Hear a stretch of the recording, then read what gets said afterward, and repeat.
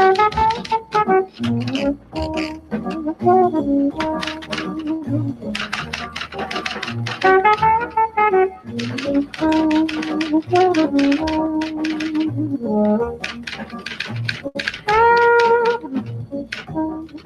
cordiale buongiorno a tutte le ascoltatrici e a tutti gli ascoltatori da Giulio Gainarca. Ben trovati all'appuntamento con la rassegna stampa. È lunedì 24 giugno. Vediamo come al solito le agenzie. L'Ansa.it apre con la maturità. Al via gli orali, debuttano le 3 buste. Finiti gli iscritti, i 520.000 candidati si preparano all'ultimo test. Addio alla tesina. E poi il secondo titolo, la scossa di terremoto 3.6 avvertita a Roma, epicentro a 3 chilometri da Colonna. Vicino al comune di Colonna, a una profondità di 9 chilometri. Al momento non ci sono segnalazioni di danni o richieste di intervento ai vigili del fuoco. Un terremoto di magnitudo 7.1 anche in Indonesia, epicentro al largo delle isole Molucche, nessun danno. In primo piano anche la vittoria bis di Imamoglu, sconfitta per Erdogan. Il candidato dell'opposizione vince ancora nella ripetizione delle elezioni per il sindaco di Istanbul, dopo il controverso annullamento delle amministrative del 31 marzo. Ha vinto la democrazia. Il presidente turco si congratula, la volontà della nazione si è manifestata di nuovo. Emma Bonino si accascia scendendo dal podio, titola ancora l'agenzia ANSA in prima pagina. Ora sta meglio. Ieri all'assemblea di Più Europa caduta per calo di pressione e la pedana alta. E poi c'è l'emergenza medici. In Molise si valuta l'invio di militari, mancano 2.000 medici nei pronto soccorso. A Nao le ferie aggravano l'emergenza, dice l'associazione dei medici, appunto il servizio 118 al collasso. Al ministro Trenta stiamo cercando una soluzione alla carenza negli ospedali. Intanto è in arrivo un'ondata di caldo tra le più intense da 10 anni, attese punte di 40 gradi al centro-nord, rischi per gli anziani, sono 39 milioni gli italiani in partenza, intanto, scrive l'agenzia ANSA. E poi la politica, stop di Giorgetti ai mini bot. Il Movimento 5 Stelle dice sorprende la retromarcia, uno dei temi più battuti sui giornali. Giorgetti che appunto, scrive l'agenzia ANSA, ha detto questa frase: c'è ancora chi crede a Borghi, ma vi sembrano verosimili i mini bot? Così se si potessero fare li farebbero tutti. Così il sottosegretario leghista Giancarlo Giorgetti ha commentato con una battuta l'idea del presidente della commissione bilancio della Camera parlando a Losanna con i giornalisti. Poverino, dice Claudio Borghi a Radio Capital. Giorgetti è lì che aspetta una cosa importante e come le Olimpiadi gli rompono le scatole con i mini bot. È probabile che poi uno sbotti. A proposito dell'accusa di essere strumenti di pagamento inverosimili, il presidente della commissione bilancio della Camera risponde che sono verosimili. Vero è che non sono mai stati fatti. È una cosa che abbiamo discusso tante volte anche di recente. Salvini è d'accordo, non c'è alcun incidente con Giorgetti, certo è una cosa molto coraggiosa, difficile da portare a casa, viste le reazioni negative di mezzo mondo. Sulla frase di Giorgetti c'è qualcuno che crede ancora a Borghi, l'esponente leghista commenta dicendo che non crede a quei virgolettati delle agenzie. Tante volte hanno scritto cose mie che non stavano né in cielo né in terra. Le dichiarazioni di Giorgetti sui minibot, dichiarano invece fonti non meglio qualificate del Movimento 5 Stelle, ci hanno sorpreso. Sono una proposta che la Lega ha voluto inserire nel contratto di governo. La retromarcia ci ha sorpreso per questo. Ad ogni modo, quel che conta è pagare subito le imprese creditrici. La pubblica amministrazione deve sanare tutti quei debiti che ha con le imprese ormai da troppi anni. Così sull'agenzia ANSA. Peraltro a Repubblica, o meglio a Repubblica.it, Repubblica TV e a Radio Capital, così ha dichiarato ieri Claudio Borghi. Ma poverino, ma lui è lì a aspettare la cosa importante con le Olimpiadi e tutti gli rompono le balle con i mini bot. Vabbè, quello è anche probabile che uno sbotti, no? Ah sì, dai mini bot allo sbot. Esatto. Ho capito. Però dice che non sono verosimili. Però, no, certo che sono verosimili, certo che è una cosa che non è mai stata fatta, quello senza dubbio. Però se lo dice perché magari lo pensa. Ma no, così come settimana scorsa invece pensava che andavano bene, questa è una cosa che abbiamo discusso tante volte. È una cosa molto coraggiosa, difficile da portare a casa, perché è evidente che abbiamo visto le reazioni di mezzo mondo, però si capisce anche le potenzialità dello strumento. Insomma, se fossero cose del tutto inverosimili, nessuno gli starebbe dietro, no? Ma l'avete discussa anche con Giorgetti? Sì. Ma certo. No, infatti mi colpiva questa dichiarazione, perché... Ma è normale, cioè tu sei lì a portare a casa una roba importante come le Olimpiadi, dove ci hai lavorato un sacco di tempo e gli fanno 50 domande sui mini bot, cioè a un certo punto uno aspetta un attimo. No, ma anche perché Salvini ha sempre detto che è a favore, no? Certo, è evidente. Però dice anche c'è ancora chi crede a Borghi, cioè... Ma no, ma poi questi virgolettati qua sono curioso di vedere cosa sono le cose. Nessun incidente, insomma, allora. Ma assolutamente no. Vabbè. Ma vi siete parlati? L'ha chiamato Giorgetti? No. Se uno dovesse telefonarsi per ogni volta che vede un'agenzia, sai quante volte hanno scritto robe mie che non stavano in cielo né in terra. Va bene. No, sappiamo cosa sono le cose che dobbiamo fare, come perché se non stiamo dietro alle robe di giornata della stampa dell'agenzia. Così Claudio Borghi Aquilini a Radio Capital. Sempre rimanendo poi al primo piano dell'agenzia ANSA, turista inglese denuncia di essere stata violentata a Milano, l'aggressione ai Navigli, accertamenti in corso alla clinica Mangiagalli. Poi c'è la questione della flat tax, da almeno 15 miliardi i fondi già trovati, dice Matteo Salvini. Vogliamo anticipare la manovra d'autunno, l'Unione Europea non esageri, comunque vada, taglio le tasse, la flat tax si farà. Così risponde Matteo Salvini da Milano Marittima. Varrà almeno 15 miliardi, fondi già trovati. Non è un capriccio della Lega diminuire le tasse alle famiglie, alle imprese e ai lavoratori. È l'unico modo per far ripartire questo paese. A Bruxelles si mettano l'anima in pace. Nel 2020 non tutti, ma tanti italiani pagheranno meno tasse, apriranno nuove imprese e ci saranno più assunzioni. Nessuna manovra aggiuntiva, ma anticipare la manovra d'autunno. Nessuna nuova tassa in più, anzi vogliamo fare subito la manovra che di solito si fa in inverno. Sull'immigrazione l'Europa continua a non esistere, non esagerassero, parlando di infrazione, multe, commissari. Noi all'Europa diamo 6 miliardi all'anno, quindi ci permettono di tagliare le tasse agli italiani, cosa che io farò qualunque cosa accada, dice ancora Matteo Salvini. Il premier Conte sta lavorando bene. Quanto durerà il governo? 4 anni, dice Salvini. Nessuno ha ancora visto nel dettaglio il piano della Lega, dice invece il vice ministro all'economia Laura Castelli sulla flat tax. Nessuno ha visto le coperture, non le conosciamo, almeno io in modo ufficiale non ho ancora ricevuto nulla, ma non lo dico con vena polemica. Siamo fiduciosi che la Lega le presenti. Sono 15 miliardi, non sono pochi, ma se la Lega per un anno ha detto che si può fare, non abbiamo motivo di pensare il contrario, dice il vice ministro dell'economia Laura Castelli. E poi su Di Maio e Di Battista un altro titolo in prima pagina sull'Ansa stamani: chi destabilizza è incosciente, dice Di Maio, e Di Battista risponde è Salvini. Polemica a distanza tra i due esponenti del Movimento 5 Stelle, basta destabilizzare il movimento, dice Di Maio. Diamo uno sguardo anche alla dnkronos.com. L'apertura sul terremoto vicino a Roma, sui mini bot, lo strappo di Giorgetti e sulle Olimpiadi 2026. L'Italia sogna, si decide. Proprio oggi una nuova Olimpiade italiana, 20 anni dopo Torino, o la prima volta della Svezia d'inverno. Questa è la scelta che dovrà operare oggi pomeriggio il Comitato Olimpico Internazionale, assegnando l'edizione 2026 dei Giochi invernali.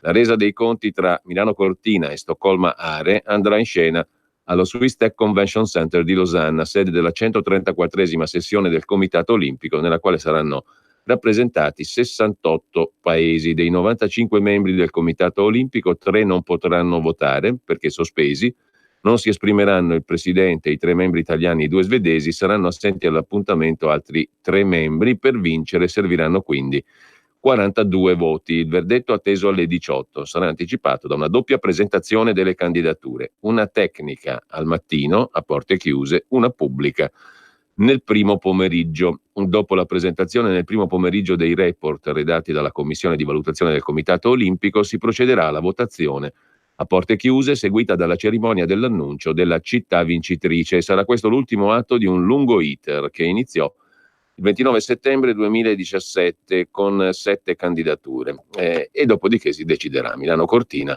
Stoccolma Are, una partita piuttosto rilevante, mentre Sempre dal primo piano dell'agenzia ADN Kronos, bimba di 8 mesi morta, fermato il padre. È stato arrestato il padre di una piccola di 8 mesi morta dopo essere giunta in gravi condizioni all'ospedale Umberto I di Nocera Inferiore a Salerno. L'uomo è stato fermato dalla squadra mobile nella serata di ieri. Infine diamo uno sguardo anche all'agenzia agi.it.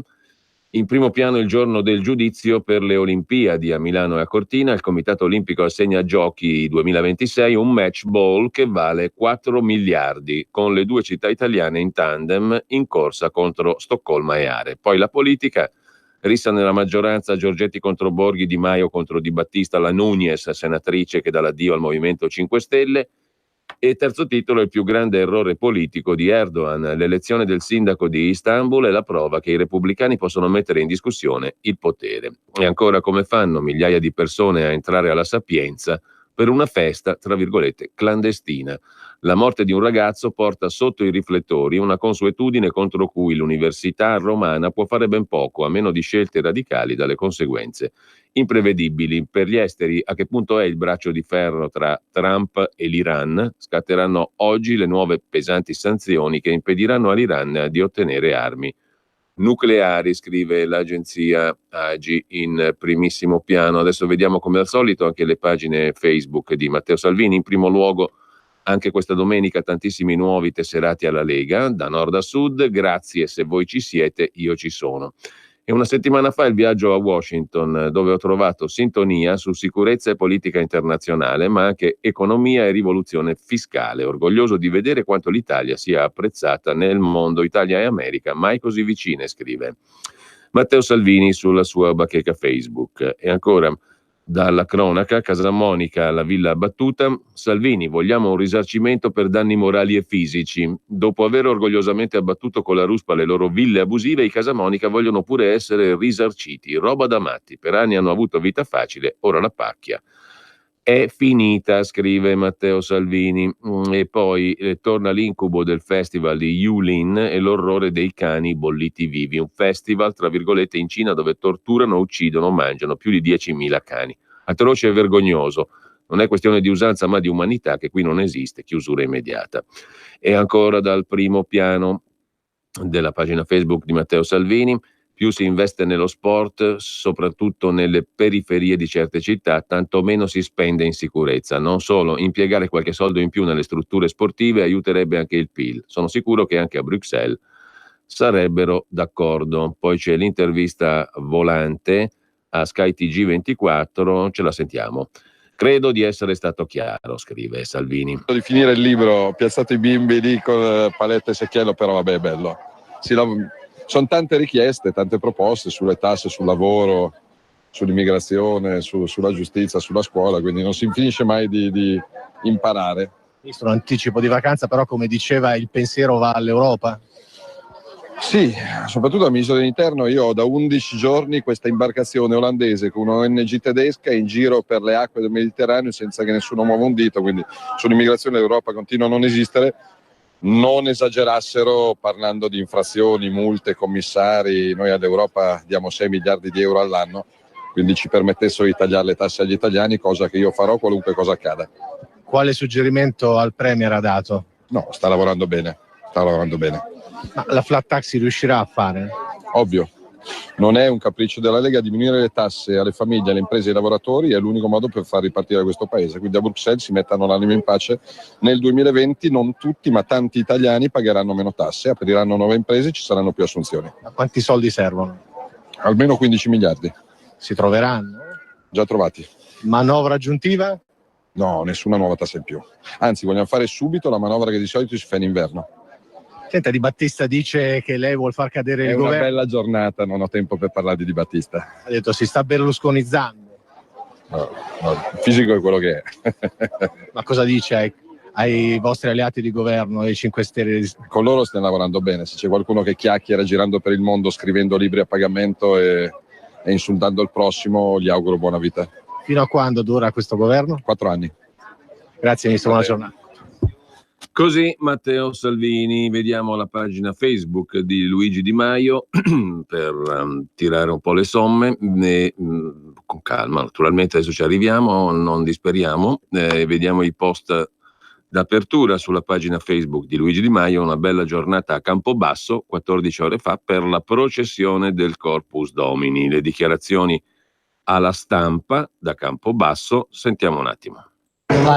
Sono veramente contento di poter essere qui a Campobasso oggi, tra l'altro a poche settimane dall'insediamento del nuovo sindaco del Movimento 5 Stelle. Questa era una promessa che volevo mantenere, di partecipare a questo momento storico dei misteri qui a Campobasso, ed è anche un'occasione per rinnovare il nostro obiettivo numero 1 qui a Campobasso, come in tutto il Molise, come in tutte le regioni in difficoltà: lavoro. Noi dobbiamo investire molto di più sul lavoro, abbiamo 87 miliardi di euro bloccati di investimento in tutta Italia, li stiamo mappando, li sbloccheremo anche con l'aiuto di sindaci che hanno a cuore il destino di queste città, dei nostri comuni, come dei presidenti di regione che hanno a cuore la voglia di poter fare bene a capo di una regione. Ci sono 87 miliardi di euro bloccati di investimenti, sbloccarli significa nuovi cantieri, nuovo lavoro, strade più sicure, scuole più sicure e infrastrutture per regioni che hanno 1/10 delle infrastrutture di altre regioni d'Italia,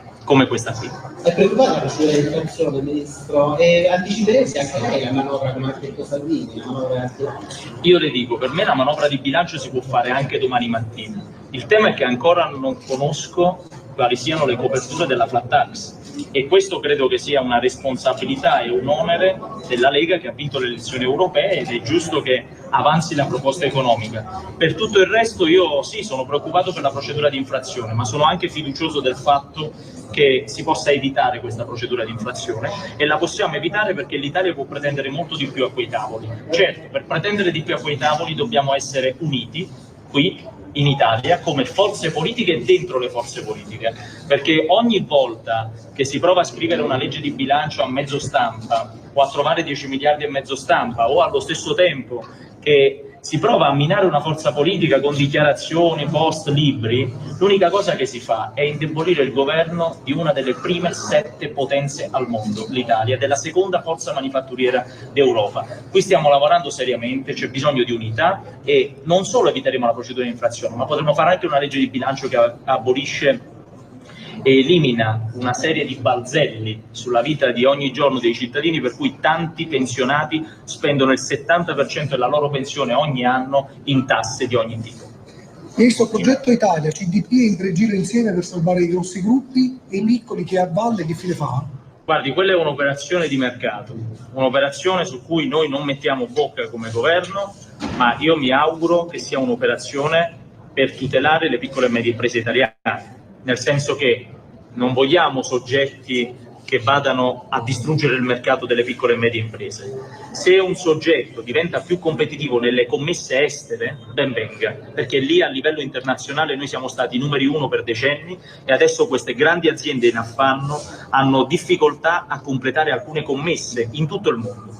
Unirsi, fare squadra in tutto il mondo aiuta, perché in quel caso ci servono giganti che siano in grado di competere a livello mondiale. Ma qui in Italia il mio obiettivo è far partecipare agli appalti e alle opere pubbliche le piccole e medie imprese, non solo come subappaltatori, ma anche come appaltatori diretti. Grazie. Così Di Maio, che poi scrive un lungo post di Punto Politico. Il Movimento 5 Stelle sta governando da un anno la 7ª potenza mondiale, la seconda forza manifatturiera d'Europa, l'Italia. Ogni giorno abbiamo la responsabilità come forza politica di 60 milioni di italiani, spesso esercitando il potere di veto di 500 milioni di europei. Nel 2018 siamo stati votati da 11 milioni di italiani per realizzare un programma per riportare questo paese al posto che merita nel mondo. Quegli 11 milioni di italiani erano il 33%, non il 51%. Per riuscire a ottenere i risultati promessi abbiamo deciso di creare questo governo con un'altra forza politica, la Lega. Abbiamo evitato alleanze, abbiamo sottoscritto un contratto. Il Movimento ha deciso, dopo le elezioni europee, che io dovessi continuare a essere il capo politico del Movimento. Da sempre ho incentrato il mio ruolo su un obiettivo: il Movimento 5 Stelle al governo per cambiare l'Italia. Così sarà. Il mio ruolo non è per niente semplice. Ogni volta che sono riuscito a far approvare una proposta di legge, che poi una volta legge ci ha riempito d'orgoglio, ho dovuto fare un accordo di maggioranza, un vertice di maggioranza. Mi sono seduto al tavolo per ore, notti intere. Ho contrattato ogni punto, non abbiamo mai avuto una maggioranza autonoma. Ogni volta che abbiamo preso decisioni su leggi che hanno cambiato o cambieranno la vita a milioni di italiani, ho dato il massimo per trovare la quadra e ottenere il miglior risultato per i cittadini, nonostante le profonde differenze di vedute all'interno del governo. Ho fatto solo il mio dovere, non vuol dire che sia stato semplice. A quel tavolo, scrive ancora Luigi Di Maio, siamo riusciti in un anno a trovare la quadra su provvedimenti storici come il reddito di cittadinanza, quota 100, legge anticorruzione, decreto dignità, decreto crescita, sblocca cantieri, taglio dei vitalizi, taglio delle pensioni d'oro, sblocco fondi per i comuni italiani, taglio di 1/3 dei parlamentari, 2 miliardi di euro all'innovazione digitale, tanto altro. 8 provvedimenti ogni 10 sono stati del Movimento 5 Stelle. Direte, erano già nel contratto? Sì, ma c'è una bella differenza tra il dire faremo la legge anticorruzione e il trovare la quadra sulla possibilità di sbloccare il virus Trojan nelle intercettazioni telefoniche per corruzione, tutti risultati che mi rendono fiero. La forza di contrattare a quei tavoli proviene da 2 fattori: capacità personali, compattezza della forza politica che rappresenti. Vorrei soffermarmi su questo punto. Quando 2 forze politiche si siedono al tavolo attraverso i loro capi politici, ognuno dei 2 deve poter garantire che sugli accordi che si prendono i parlamentari, i sindaci, i governatori agiranno di conseguenza. Se non è così iniziano seri problemi. Ed è anche per questo che in passato, quando qualcuno non ha votato la fiducia al governo, è stato espulso. Oggi leggo che la senatrice Paola Núñez vuol lasciare il Movimento 5 Stelle anche perché reputa la legge che taglia 345 parlamentari una legge antidemocratica. Se si vuol tradire una promessa, bisognerebbe dimettersi, non passare al gruppo misto. I numeri per la maggioranza, continua Di Maio in questo lungo post, sono ben saldi. In giunta per le elezioni al Senato stiamo per dare l'ok all'ingresso di 2 nuovi senatori, il seggio del Movimento in Sicilia mai assegnatoci e il seggio della Lega in Emilia-Romagna a seguito della vittoria di un ricorso. Devo ringraziare i nostri parlamentari per il lavoro di questi mesi. Nelle ultime settimane hanno dato il massimo per il decreto crescita, sblocca cantieri, si apprestano a votare il taglio del numero dei parlamentari, provvedimenti per abbassare le tasse alle imprese, aiuteranno i comuni ad assumere più personale per garantire servizi agli italiani, sbloccheranno infrastrutture fondamentali, taglieranno poltrone. È vero che è il loro lavoro, ma con livelli di pressione inimmaginabili. Tutti ci stiamo impegnando per il Paese, il nostro lavoro va rispettato, ma veniamo al dunque, conclude Di Maio. Non mi interessa se in buona fede o in mala fede, ma se qualcuno in questa fase destabilizza il movimento con dichiarazioni, eventi, libri, destabilizza anche la capacità del movimento di orientare le scelte di governo. Stiamo lavorando per il Paese, non lo posso permettere, abbiamo una grande responsabilità, sentiamola. Tra l'altro, scrive ancora Luigi Di Maio, destabilizzare il governo in questo momento in cui il Presidente del Consiglio sta portando avanti una trattativa difficilissima con l'Unione Europea è da incoscienti. Questo lo dico sia al Movimento che alla Lega. Non permetterò che né io né il Movimento veniamo indeboliti da queste dinamiche. Ma è bene che tutti sappiano, dobbiamo essere una testuggine e non un campo estivo. Stiamo governando la nazione Italia, non stiamo giocando a risico. Si rimettano i carri armatini nella scatola e ognuno porti avanti il ruolo che è chiamato ad assolvere nella società: ministro, parlamentare, attivista e cittadino. Un ruolo non è migliore dell'altro per quanto mi riguarda, ma tutti devono essere rispettati, ognuno stia al proprio posto. Buon lavoro a tutti, buona domenica. Questo lungo post di Luigi Di Maio. Prima di andare ai quotidiani, intanto andate sul sito di Radio Padania, radiopadania.org, c'è un bottoncino interessante, il primo che vi appare nella home page, c'è scritto abbonati, ci cliccate sopra e così facilmente potete sottoscrivere il modulo per l'addebito fino a revoca, che è sempre possibile, di una cifra di 8 euro che vi verranno appunto addebitati con cadenza mensile. È l'abbonamento a RPL, alla nostra radio. Fatelo, è molto semplice e facile fare questo abbonamento. Sul sito di Radio Padania, radiopadania.org, trovate tutte le semplicissime istruzioni. Vi registrate e potete addebitare, appunto, potete farvi addebitare l'abbonamento fino a revoca sempre possibile, ripeto, con cadenza mensile per un importo di 8 euro. È importantissimo che facciate questa operazione. Intanto andiamo adesso a dare un'occhiata ai quotidiani cartacei, a partire dal Corriere della Sera, che apre la sua prima pagina con lo strappo di Giorgetti sui mini bot. quello che abbiamo visto prima. C'è ancora chi crede a Borghi? Il sottosegretario Giorgetti boccia i mini bot, sono inverosimili, altrimenti li farebbero tutti. La flat tax, nuovo terreno di scontro tra i due vice premier. Ci sono 15 miliardi, dice Matteo Salvini. Dica dove li trova, la replica di Luigi Di Maio. Il leader dei 5 Stelle critica poi Alessandro Di Battista, basta attacchi, così indebolisci il movimento. Sempre dal primo piano del Corriere della Sera, poi, Federico Fubini, sulla questione della produttività dell'Italia, un'ansia di potere d'acquisto, qualità della vita, attraversa gran parte delle ricette provate dai governi di questi anni, il reddito di cittadinanza di Movimento 5 Stelle, il reddito di inclusione del PD contro la povertà. Andiamo al dunque, vediamo di sintetizzare ciò che intende dire il vice direttore del Corriere della Sera. Il vero ritardo dell'Italia è che produciamo sempre meno. Un'ora di un occupato in Germania crea il 30% di valore in più, in Francia è il 20%, la produttività del lavoro.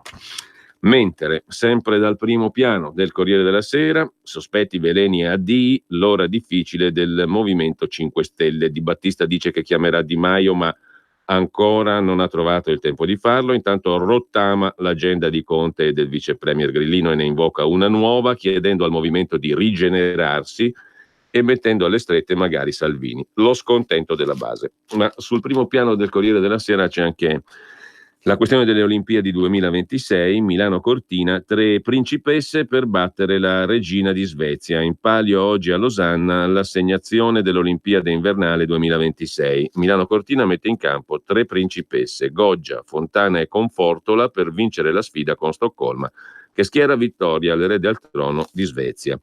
E poi la cronaca a Roma, l'incidente ai cancelli dell'Università La Sapienza per entrare al party, morto un giovane, ha scavalcato il muretto della Sapienza per partecipare alla Notte Bianca, è scivolato, è rimasto infilzato nel cancello dell'Ateneo, è morto un 26enne. Poi la maturità, via agli orali della prova di maturità per la prima volta con la scelta fra 3 buste, il colloquio durerà 45 minuti, valuterà la capacità di collegare le materie tra loro. E poi Istanbul, che volta le spalle al presidente Erdogan ed elegge sindaco Ekrem Imamoglu, il candidato dell'opposizione. Il sultano perde dopo 25 anni la città dove aveva iniziato la sua ascesa. La prima consultazione era stata annullata. I commenti: Lucrezia Raiklin, autrice dell'articolo di fondo, banchiera e figlia di comunisti, ma adesso ci serve più Europa, dice, anzi scrive Raiklin nell'articolo di fondo del Corriere della Sera. E poi la rubrica del lunedì, i letti da rifare di Alessandro D'Avenia, i compiti per le vacanze, anzi i compiti per le mancanze, sottolinea D'Avenia. La domanda da cui partire è infatti di cosa ha bisogno proprio lui in queste vacanze. Scegliamo i materiali necessari per risvegliare il senso della vita e aiutiamo bambini e ragazzi a incontrare il mistero, il traboccante di significato, la semplicità essenziale delle cose vicine. Questi i temi di prima pagina del Corriere della Sera. Nella cronaca lombarda del Corriere della Sera c'è naturalmente la questione delle Olimpiadi, tra poco. E lucevano le stelle. Sì, lo so che per realizzare tutti i progetti della Lega per l'Italia non bastano certo 2 parole, ma i 2 per 1000.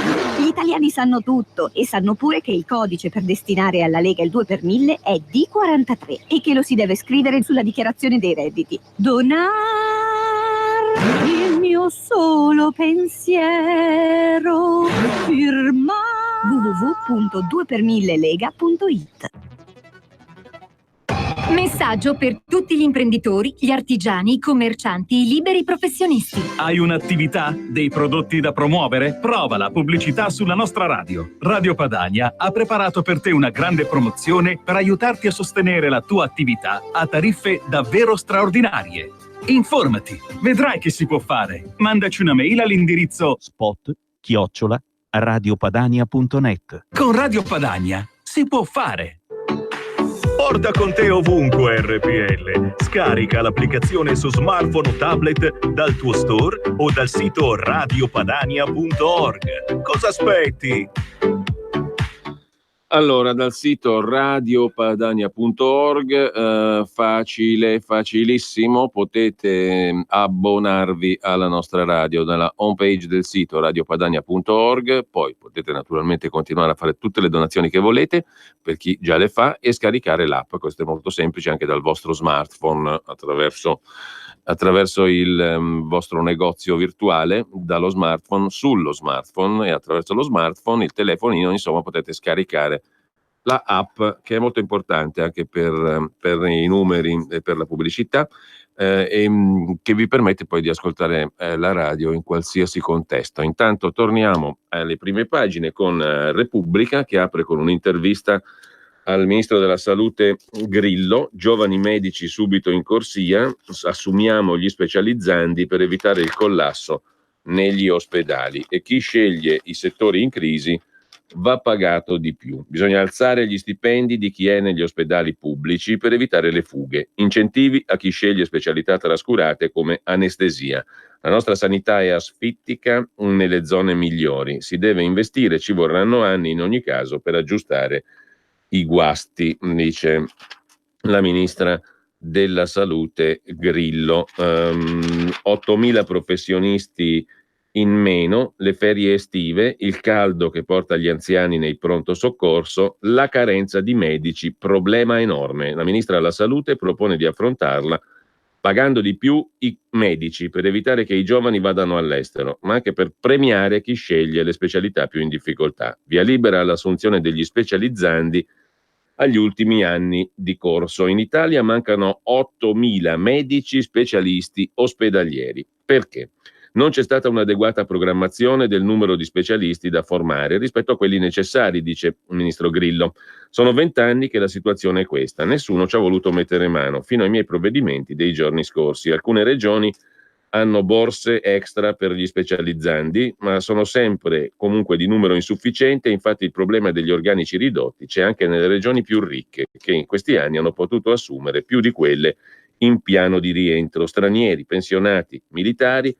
Cosa si pensa di fare per affrontare le carenze? L'obiettivo finale è sempre quello di erogare servizi, ma non mi piacciono queste soluzioni emergenziali. Lavoriamo per cambiare la situazione in modo strutturale. Il decreto Calabria, dice Giulia Grillo, appena adottato, permette di far lavorare i medici che frequentano l'ultimo anno della specializzazione, se questa dura 4 anni, o gli ultimi 2 se dura 5. Serve a dare una boccata d'ossigeno alle regioni e a far entrare i giovani nel servizio sanitario con tutele reali. Poi abbiamo sbloccato, non del tutto, il turnover, ossia le assunzioni di tutte le regioni, anche in piano di rientro, cioè le più colpite dal blocco di 10 anni fa, di oltre 10 anni fa. È la questione degli stipendi, ma in primo piano c'è anche la doppia frattura. Nella Lega Giorgetti sconfessa i minibot, Di Maio contro Di Battista, ognuno stia al suo posto, dice Di Maio. A pagina 4 poi abbiamo l'intervista su Repubblica a Claudio Borghi Aquilini, su Giancarlo Giorgetti. Ama scherzare, era distratto dalle Olimpiadi, ma scherzava. La prima reazione di Claudio Borghi Aquilini, presidente della Commissione Bilancio della Camera, alla domanda su come Giorgetti, su come commenta l'uscita di Giancarlo Giorgetti sui mini bot. Si figuri, era una battuta scherzosa, cosa c'è mai da commentare? Ha appena fatto un tweet Claudio Borghi per invitare il popolo del web a non prestare ascolto a dichiarazioni fuori contesto. Sentite Giorgetti, la mia intervista è un'intervista sul nulla, e Borghi, di fronte all'ennesima telefonata, risponde finalmente alla chiamata. Scrive Repubblica, cortese, ridacchia nervosamente. Questo suo insistere sul carattere spiritoso delle frasi pronunciate da Giorgetti tradisce un certo disagio, un'incredulità. È soltanto una battuta, mi creda. Quel che ha detto Giorgetti: c'è ancora chi crede a Borghi, ma vi sembrano verosimili i minibot? Se si potessero fare li farebbero tutti. Non ha cambiato idea, questo è sicuro, dice Borghi Aquilini, me l'ha detto anche lui. Mi ha detto che scherzava, anche lui è basito di come sono state interpretate le sue parole. Lui è a Losanna, lì si decidono le sorti delle Olimpiadi, un appuntamento importantissimo, e gli rompono le balle con 50 domande sui minibot. Gli avranno chiesto puntate minibot sulla vittoria contro la Svezia, lui avrà fatto una battuta per toglierseli di torno, è anche normale. Poi Giorgetti scherza sempre, già mi vedo la scena. Perché insiste? Glielo assicuro, non ha fatto una dichiarazione politica. Mi ricorda quella volta che feci delle dichiarazioni a radio anch'io e la Reuters rilanciò come un'uscita dall'euro. Uguale. Se Giorgetti l'avesse detto in vista del posto di commissario europeo a cui ambisce, ma no, se per ottenere quel posto bisogna uscirsene con simili dichiarazioni, allora siamo messi male, dice Borghi. Aquilini, Giorgetti sembra scontento di stare in questo governo, lei è preoccupato? Per niente, risponde Borghi. Lei compare spesso sulla stampa tedesca, il politico italiano che minaccia l'euro. Beh, di questo sono contento. Non è mai facile mettere in difficoltà i tedeschi. L'anti-Draghi vuol dire che la mia è una buona idea. Giorgetti ha definito inverosimile la proposta. Vero è che i mini-bot non sono mai stati fatti, conclude Borghi Aquilini. È una cosa che abbiamo discusso tante volte, anche di recente. Salvini è d'accordo. Non c'è alcun incidente con Giorgetti. Certo è una cosa coraggiosa, difficile da portare a casa, viste le reazioni negative di mezzo mondo. Su Twitter i suoi followers, 60.000, gli dicono ci fidiamo solo di te, Bagnai. Giorgetti scherzava, umorismo alla Toninelli. È la sentenza di uno dei seguaci di Borghi, scrive Repubblica. Sempre da Repubblica, poi in prima pagina, Praga contro Babisconi, in migliaia in piazza nella capitale della Repubblica Ceca. L'estate di Praga, 300.000 in piazza contro il premier Babiš, incriminato, non accadeva dalla rivoluzione di velluto del 1989. E sempre dal primo piano di Repubblica, l'ex presidente dell'Inps Tito Boeri si domanda chi vuole davvero il salario minimo. Il nostro mercato del lavoro permette paghe di 2 euro all'ora e tollera situazioni di sfruttamento dei lavoratori. La povertà tra chi fa lavori manuali è al 12%, abbiamo bisogno di un salario minimo.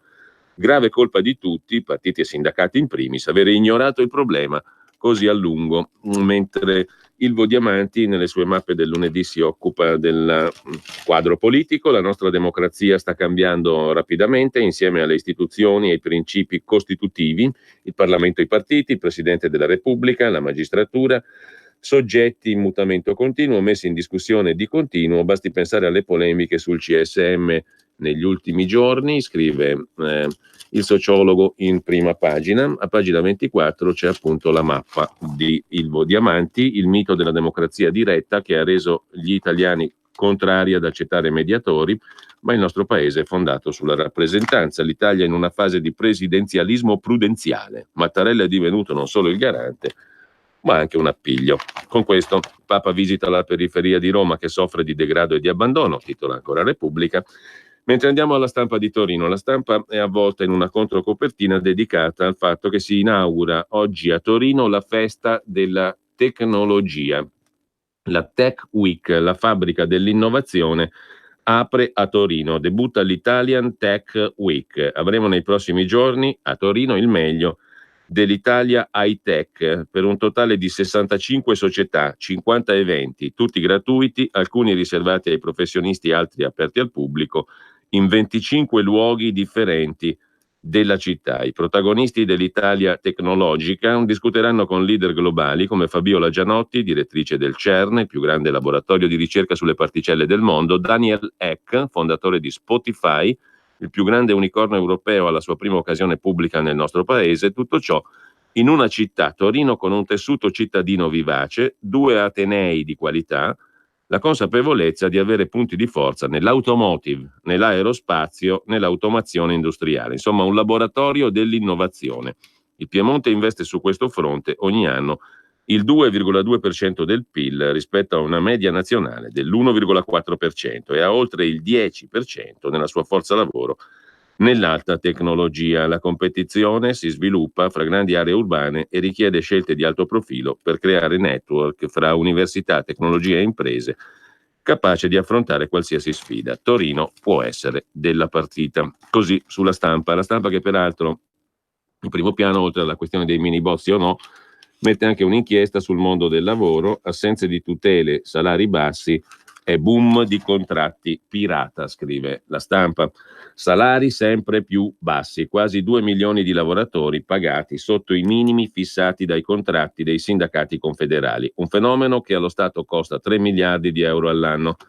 Serve una banca dati unica, dice Tiziano Treu, giurista, ex ministro, presidente del CNEL, un'anagrafe comune dei contratti collettivi di lavoro che metta a sistema tutte le informazioni. La vera piaga è al sud, dove tra le donne vince la fame di lavoro. Il libro denuncia di un sindacalista della CISL, Gianni Rizzuto, sul dumping contrattuale nel settore della moda. Lasciamo la Stampa e andiamo a dare invece un'occhiata alla Verità. L'apertura della Verità sulla capitale, Roma fuori controllo. I centri sociali occupano l'università e poi ci fanno i soldi con i rave party. La tragedia di Roma porta alla luce uno scandalo che dura da anni. I collettivi di sinistra spesso la sera trasformano l'università in un locale abusivo dove circolano alcol e droga con tanto di biglietto d'ingresso. La Sapienza è ostaggio dei centri sociali, scrive Belpietro. Uno studente si ferisce a morte cercando di entrare senza pagare il biglietto a un rave abusivo organizzato da collettivi nell'università. Un malcostume tollerato da anni nell'università romana, che censurò Benedetto XVI, ma accoglie come un eroe Mimmo Lucano, l'ex sindaco di Riace, pro immigrati.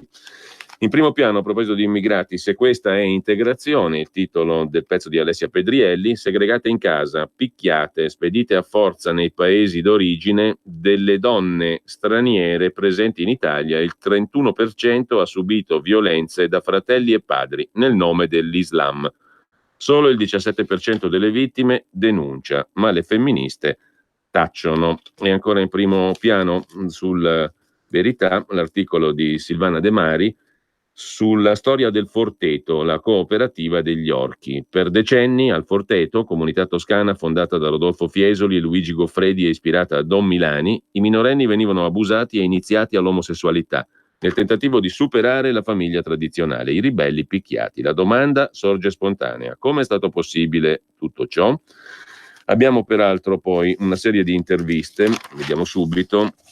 Primo piano, voltata alla prima pagina, c'è l'articolo di Carlo Tarallo sulla Verità a proposito di Di Maio, di Battista, i mini bot e compagnia bella, e poi appunto l'inchiesta di Antonio Grizzuti sul business della salute. Noi paghiamo, loro fanno i soldi, continuano a crescere le spese mediche a carico delle famiglie, 594 euro ogni anno per ciascun cittadino. La sanità convenzionata è un'industria che nel 2017 ha prodotto un giro d'affari di quasi 40 miliardi di euro. Ecco chi ne ha approfittato: i grandi gruppi del settore, ma anche finanziarie e assicurazioni. Curarsi per gli italiani è diventata un'impresa, un insulto alla Costituzione che all'articolo 32 definisce la salute diritto dell'individuo e interesse della collettività, oltre a garantire la gratuità delle cure per gli indigenti. Bellissime parole che stanno perdendo il loro valore. È l'effetto dell'involuzione della nostra società rappresentato dalla crescita delle spese mediche a carico delle famiglie.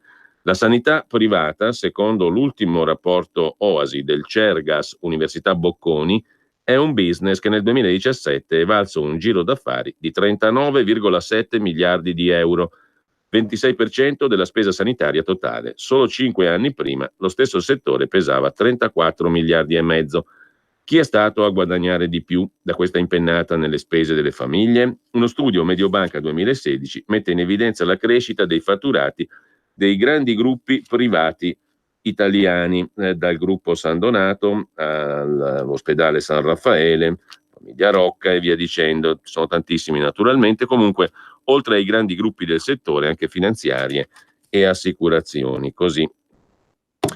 Così sulla Verità, l'inchiesta, seguita poi dall'intervista di Alessandro Rico a Vittorio Sgarbi sulla magistratura. Troppe metastasi, magistrati incurabili, le parole di Mattarella inutili, la giustizia non ha anticorpi, non si può riformare, Salvini unico leader, Zingaretti un buon fratello, Di Maio è come il Guttalax, Conte una controfigurina. Berlusconi con abilità ha evitato la rottura di Forza Italia riprendendo Toti, però io ora non so cosa farò.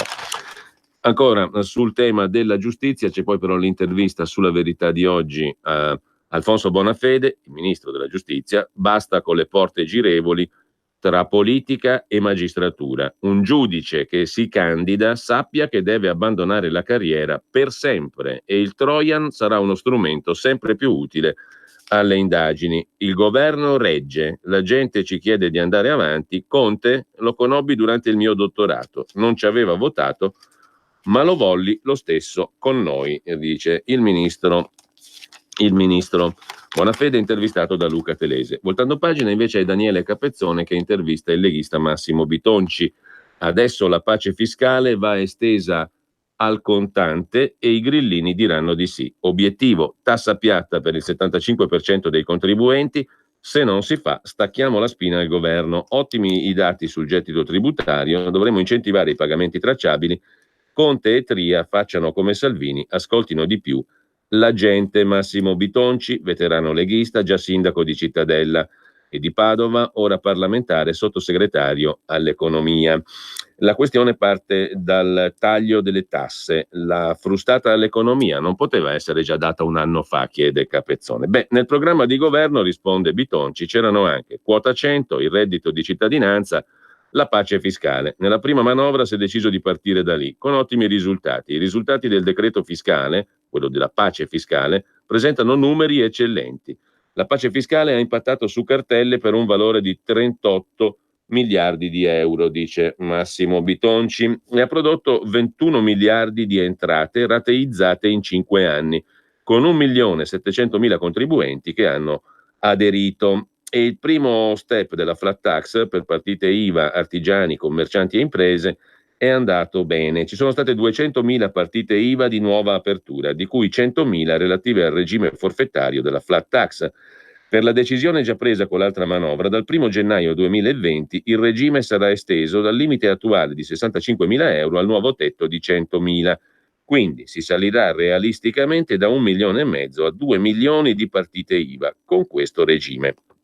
Alla flat tax arriveremo fra poco. Ma che altro volete fare? Chiede Capezzone. Penso che la pace fiscale vada estesa all'emersione del contante e è la questione del denaro nelle cassette di sicurezza o diciamo così sotto il materasso. Va spiegata in modo corretto. Deve trattarsi di denaro che deriva da un'evasione blanda, non certo da altre tipologie di reato, men che mai denaro di provenienza illecita.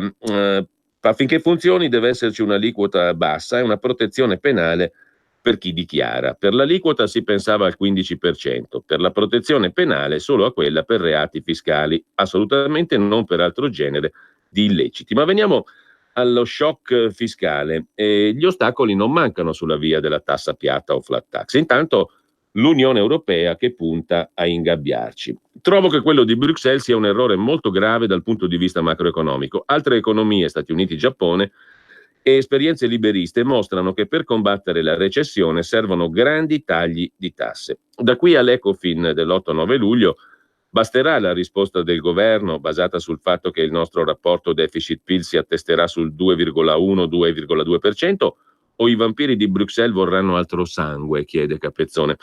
Diciamocelo, risponde Massimo Bitonci. In questa Europa ci sono paesi trattati in un certo modo e altri considerati figli di un dio minore. È incredibile che l'Italia finisca in questa seconda categoria. Siamo un contributore netto dell'Unione Europea, di più. Siamo il quinto paese contributore netto. Diamo più di quello che riceviamo. La stessa elasticità che Bruxelles ha trovato in altri casi deve trovarla anche per noi. Mi pare che da anni, soprattutto Francia e Germania, vogliano fare una battaglia economica per via politica. Ce la risparmiamo la camicia di forza della riforma del meccanismo europeo di stabilità? Spieghiamolo bene. Qualcuno vorrebbe un pilota automatico, un meccanismo di pesantissima condizionalità a danno dei governi sgraditi, il meccanismo europeo di stabilità. Sarebbe un errore gravissimo, peggio del fiscal compact, risponde Bitonci. Dico no a meccanismi automatici che tolgano a uno Stato sovrano la possibilità di decidere in autonomia. Nessuno vuole uscire dall'Unione Europea, ma questa Europa sta diventando troppo pesante. Per quanto concerne ancora la tassa piatta, la flat tax, i grillini ci stanno davvero o no? Il Movimento 5 Stelle, risponde Bitonci, è stato sensibile al tema della tassazione da ridurre. Finora ho sentito da loro riscontri positivi. Come Lega vogliamo condividere con loro questa scelta, che peraltro sta nel contratto di governo e prima pure nei nostri separati programmi elettorali. Non vogliamo intestarci qualcosa da soli, vogliamo trovare soluzioni. Altri ostacoli. Il Presidente del Consiglio, appena ha sentito parlare di manovra trumpiana, ha detto che preferisce manovra contiana. Era una battuta o Conte punta ai soliti 0, Il governo è formato da più anime, risponde Bitonci, ma voglio dirlo garbatamente, Matteo Salvini ha avuto un enorme sostegno di popolo perché stando in mezzo alla gente sente tutti i giorni queste esigenze. Il suggerimento che darei al bravo Premier Conte e al bravo Vice Premier Di Maio è di stare un po' di più in mezzo alla gente. Se abbassare le tasse è un bisogno primario dei cittadini, va fatto. Così sulla questione dell'abbassamento delle tasse, della flat tax. Poi c'è la questione dei mini bot. Il punto è se vogliamo pagare o no i debiti della pubblica amministrazione alle imprese, dice Bitonci. A parte pochi imprenditori politicamente schierati, se parliamo con gli altri, con quelli che vantano un credito verso le amministrazioni pubbliche, sono ben contenti di ricevere un titolo di credito utilizzabile o scambiabile. Per quanto concerne poi di nuovo la flat tax, l'obiettivo sono i redditi tra 15 e 55 mila euro, proprio così, dice Bitonci. Stiamo facendo elaborazioni in quella fascia, poi potremo decidere dove fermarci, magari a 50.000 o 60.000 euro. Aggiungendo le partite IVA fino a 100.000 euro, praticamente si ricomprendono quasi tutti gli italiani. Se ce la fate è una cosa enorme, dice Capezzone. La mia stima è che tra questa e la flat su piccoli e partite IVA si arriverebbe al 75% dei contribuenti. Sarebbe davvero una cosa enorme. Le coperture. Parla con un liberista antitasse, per me il problema non si porrebbe, è noto che la flat tax fa emergere l'imponibile, ma agli altri che coperture prospettate? Rimodulazione di detrazioni, deduzioni, il tema delle tax expenditures, ma attenzione, risponde Bitonci, non sarà un'operazione in pari, della serie tanto levo di tasse, tanto levo di tax expenditures, no, ci dovrà essere una differenza a favore dei cittadini di almeno 10-12 miliardi di euro, così Massimo Bitonci. E poi c'è anche il tema della tassazione degli immobili, si riesce ad alleggerirla, una devastante patrimoniale ereditata dai tempi di Mario Monti, 21 miliardi all'anno, che ha ammazzato l'edilizia. È appena iniziata in Commissione Finanze, risponde Bitonci, la discussione sulla proposta di fondere IMU e Tasi, con la prospettiva di riduzione. Da federalista dico deve essere una vera tassa sui servizi e non sul patrimonio, e questo deve essere chiaro. Nell'ultima legge di bilancio però è stato tolto il tetto sulle aliquote ai comuni. È come dare agli assessori la pistola carica e quelli tassano. Da federalista dico che la responsabilità deve essere di sindaci e assessori. Se alzano le tasse, dice Bitonci, devono sapere che i cittadini li puniranno alle elezioni. Se non c'è la flat tax finisce il governo, lo ha detto Salvini, condivido pienamente, questo è chiaro.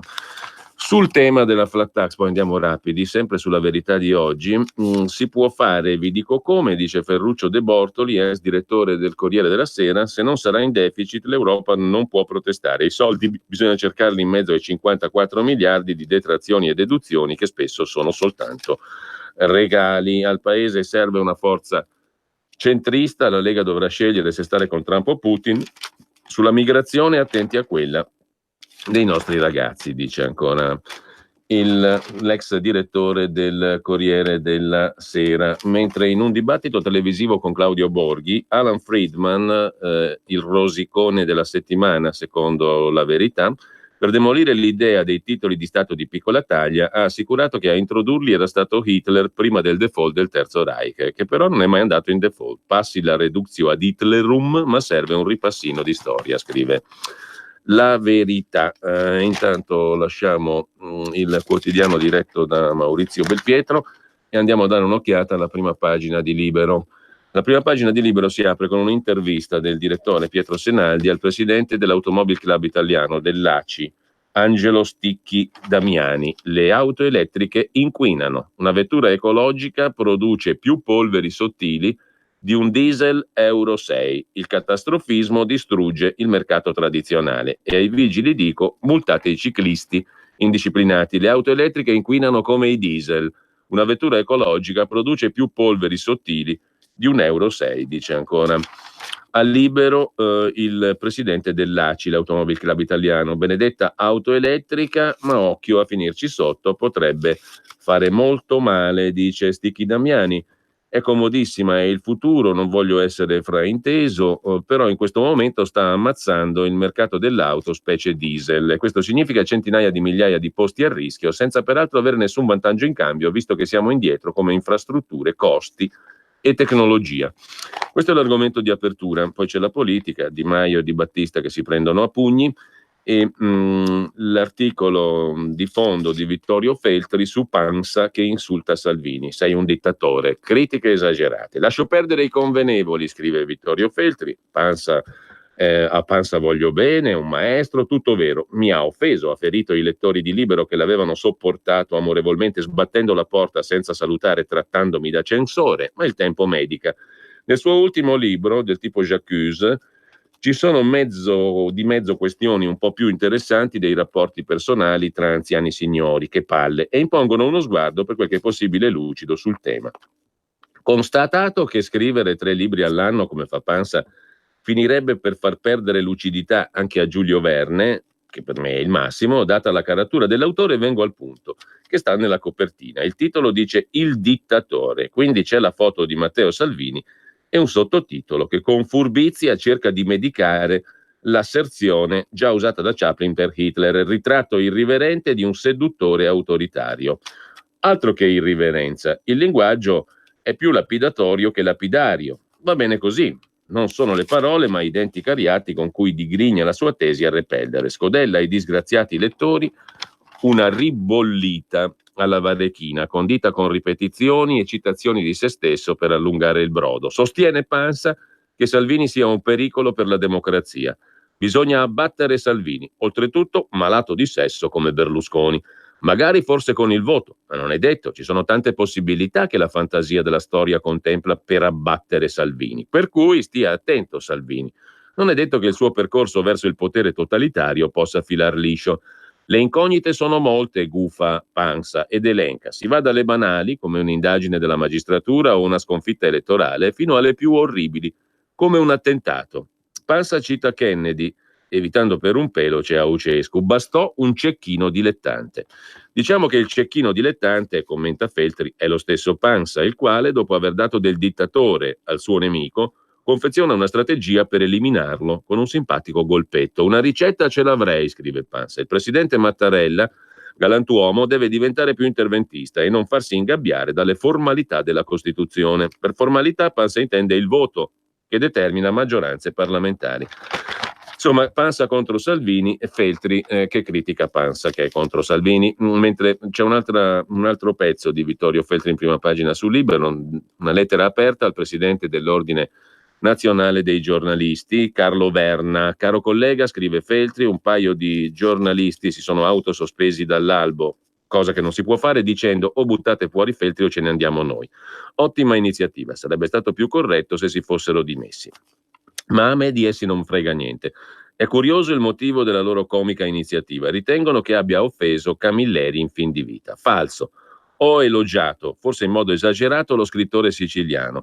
Al termine del mio articolo ho aggiunto che per consolarmi della sua morte eventuale avrei gradito il fatto che il terrone Montalbano non mi avrebbe più rotto i coglioni, il quale Montalbano è un personaggio inventato, non un uomo in carne e ossa, quindi non ho insultato nessuno, come se avessi dato della zoccola a Cappuccetto Rosso, che non esiste. Invece i 2 colleghi che hanno raccolto le firme affinché io venga radiato sostengono che avrei oltraggiato tutto il Sud, senza peraltro considerare che il termine terrone ha 2 valenze, una spregiativa e una scherzosa. In ogni caso io non ho dato del terrone a Camilleri, ma a Montalbano, che è una figura letteraria e non l'autore che l'ha animata. Inoltre i 2 signori che auspicano la mia espulsione mi accusano di aver vergato titoli razzisti, omofobi, sessisti. Semplicemente è falso. Sono direttore editoriale, non responsabile di Libero. Non rispondo dei contenuti del giornale che non abbia scritto io. Bastardi islamici, comandano i terroni, patata bollente, eccetera, non sono definizioni mie, ma sintesi espressive, opere dell'ingegno altrui, non attribuibili a me e di cui non posso appropriarmi, anche se particolarmente evocative dei miei scritti ed efficacemente suggestive per il lettore. Affibbiarmele costituisce una menzogna che l'ordine dovrebbe sanzionare. È ciò che mi aspetto tu promuova per difendermi, scrive Feltri al presidente dell'Ordine Nazionale dei Giornalisti, Carlo Verna. Visto che sono iscritto da oltre 50 anni all'albo, difendimi da una campagna denigratoria che non fonda sulla verità ma sull'odio gratuito. Ti prego di agire in questo senso. Poi vediamo gli altri due titoli di prima pagina su Libero, con Roberto Poletti che sbanca a Uno Mattina estate sulla Rai, e Antonio Soci, l'Europa ci tratta da vacca da mungere, sulle sanzioni dell'Unione Europea. Adesso va a destra, 300 metri dritto, poi il semaforo. Certo che fai sempre la stessa strada tu, ma non hai voglia di cambiare. Chi ha parlato? Sono io, la Digital Radio, quella che ha cambiato il modo di ascoltare la radio con il sistema DAB+. È ora di cambiare. Vivi tutta la magia della Digital Radio. Se stai per cambiare auto, chiedila con il sistema DAB+, dal 2019. In tutte le auto nuove. Dibidi dobidi DAB. Anche Radio Padania è in Digital Radio. Messaggio per tutti gli imprenditori, gli artigiani, i commercianti, i liberi professionisti. Hai un'attività? Dei prodotti da promuovere? Prova la pubblicità sulla nostra radio. Radio Padania ha preparato per te una grande promozione per aiutarti a sostenere la tua attività a tariffe davvero straordinarie. Informati, vedrai che si può fare. Mandaci una mail all'indirizzo spot@radiopadania.net. Con Radio Padania si può fare. Ed ora che tempo farà? Le previsioni meteo. A tutti buongiorno. Un'estesa area anticiclonica prende forza dal Nord Africa fin sul continente europeo, con richiamo di aria molto calda e persistenza di tempo stabile probabilmente per tutta la settimana. Oggi i cieli saranno sereni a poco nuvolosi, le temperature massime previste tra 29 e 30 gradi, mentre le minime da 16 a 20. In montagna qualche cumulo pomeridiano ma senza precipitazioni, lo zero termico in rialzo fino a quota 4.600 metri. Sempre ben soleggiato e un po' più caldo domani su tutta la regione, poi da mercoledì fino a venerdì proseguirà tempo stabile con caldo più intenso e afoso, in modo particolare sulla bassa padana, asciutto o soltanto un raro isolato piovasco sui rilievi. Con questo è tutto, vi saluto e vi auguro un buon inizio settimana. Avete ascoltato Che tempo farà? Le previsioni meteo. Cosa aspetti? Sostieni la nostra radio. Abbonati andando sul sito radiopadania.org. Clicca Abbonati e segui le istruzioni. Facile, no? Un grosso abbraccio a tutti quanti da Nadine e Marcus Dardi. In esclusiva su RPL vi presentiamo Mangio, bevo e canto all'italiana. dove vi raccontiamo la storia della canzone italiana, Dai Longobardi al 2000 insieme alla storia di alcuni piatti tipici italiani. e di alcuni vini. Tutte le domeniche dalle ore 13:30. Buon ascolto su RPL. Porta con te ovunque RPL. Scarica l'applicazione su smartphone o tablet dal tuo store o dal sito radiopadania.org. Cosa aspetti?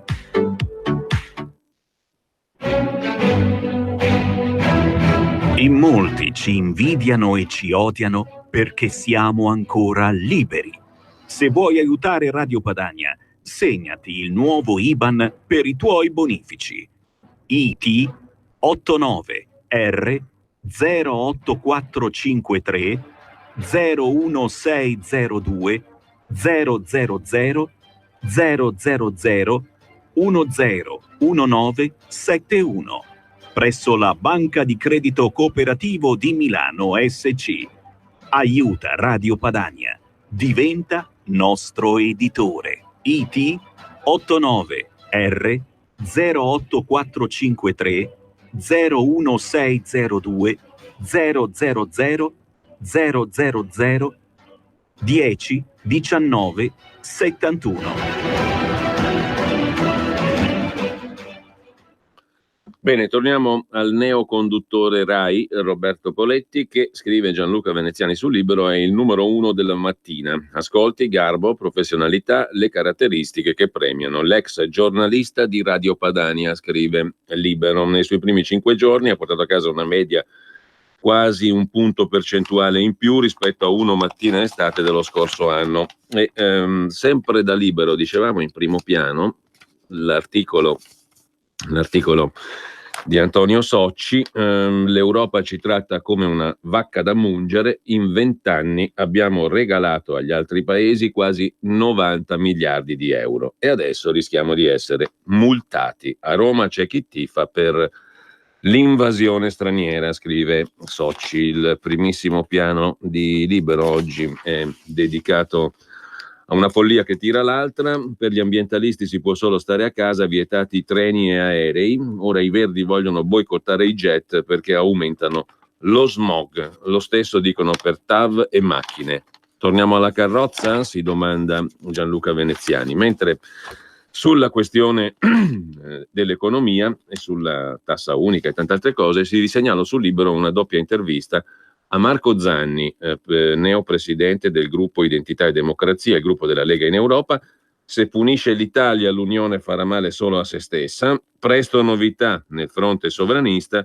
Colpire un contributore netto come l'Italia sarebbe un autogol. Le larghe intese europee non ci sorprendono, ma nemmeno ci fanno paura. Ci hanno abituato al pensiero unico, siamo qui per scardinarlo. Non giocheremo in difesa se è quello che si aspettano a Bruxelles. L'altra intervista, oltre a quella a Marco Zanni, un trentenne leghista al vertice del raggruppamento più numeroso dei sovranisti in Europa. Marco Zanni è il neopresidente di Identità e Democrazia, che è l'evoluzione nell'Europarlamento del gruppo che racchiude Lega, Lepenisti, FPÖ e tedeschi di AfD.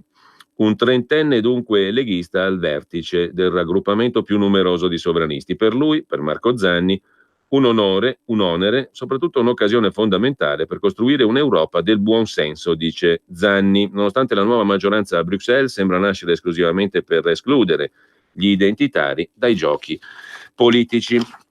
L'altra intervista, dicevamo, al responsabile economico della Lega, o meglio al presidente della Commissione Bilancio, a Claudio Borghi Aquilini. Insomma, la procedura europea è sempre meglio che alzare l'IVA. Bruxelles non può pretendere altre tasse. Giorgetti boccia i minibot, falso, scherzava. È meglio subire la procedura di infrazione dall'Europa che finire in stagnazione e aumentare l'IVA, dice Claudio Borghi Aquilini nell'intervista a Libero di stamani.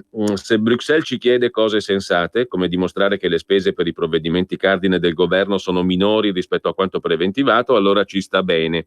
Se invece l'Europa vuol farci prendere misure dannose per il paese e pretende 20 miliardi di IVA, la paura di perderne 3 per la procedura di infrazione diventa relativa. Claudio Borghi Aquilini, 49 anni, responsabile economico della Lega, presidente della Commissione Bilancio, è molto chiaro: bisogna cercare di evitare la procedura, ma non ad ogni costo. La tassa piatta, flat tax, è alla base di tutto. Avrebbe dovuto essere centrale già l'anno scorso, non lo è stata perché era impossibile rivoluzionare il sistema fiscale in pochi mesi. Dunque, punto di non ritorno, legge di bilancio di fine anno. La flat tax deve partire dal 1 gennaio 2020. È evidente. Per noi non è un problema anticipare la manovra se qualcuno vuole avere maggiori chiarimenti per guardarla con più calma. La priorità resta quella. Il ministro dell'economia Tria ha detto che per applicare la flat tax è indispensabile aumentare l'IVA. Vedrà che la Lega non l'aumenterà, promette Borghi Aquilini.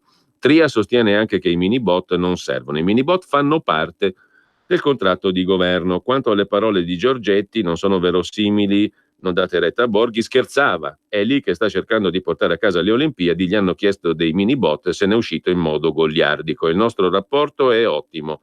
L'ho anche sentito al telefono. Non diciamo o minibot o morte, ma oggettivamente i minibot servirebbero. Facebook può farsi una propria moneta e l'Italia no? Anche l'Italia potrebbe, o meglio, non si tratterebbe di una vera moneta, dice Borghi Aquilini, ma di un metodo di pagamento alternativo. Non lo vieta nessun trattato. Nonostante qualche personaggio in malafede continui a tirar fuori la prima parte della dichiarazione di Draghi che dice o i minibot sono illegali o sono nuovo debito. Io rispondo che non sono illegali e sono nuovo debito, anche se lo saranno solo in un secondo momento quando verranno utilizzati, non quando vengono emessi, ma soprattutto sostituiscono il debito esistente. Per lo Stato l'unico modo di non far emergere nuovo debito è non pagare i fornitori e non mi sembra il caso. I minibot arginerebbero il problema. Poi si passa a parlare dell'Europa, il blocco sovranista è in minoranza, come si può vincere il braccio di ferro sul patto di stabilità? In realtà non c'è una maggioranza, altrimenti avremmo già il nuovo presidente, e invece la vecchia maggioranza socialisti PPE non esiste più. Un equilibrio a tre sarà molto difficile, busseranno alla nostra porta. Quando si renderanno conto di non avere maggioranza, il blocco sovranista conterà e come. Per quanto riguarda poi Di Maio, che ha tirato fuori il piano per il Sud, nulla di nuovo, il piano per il Sud esiste da sempre in tutti i governi, l'autonomia farà bene anche al meridione e si farà. I 5 Stelle stiano tranquilli.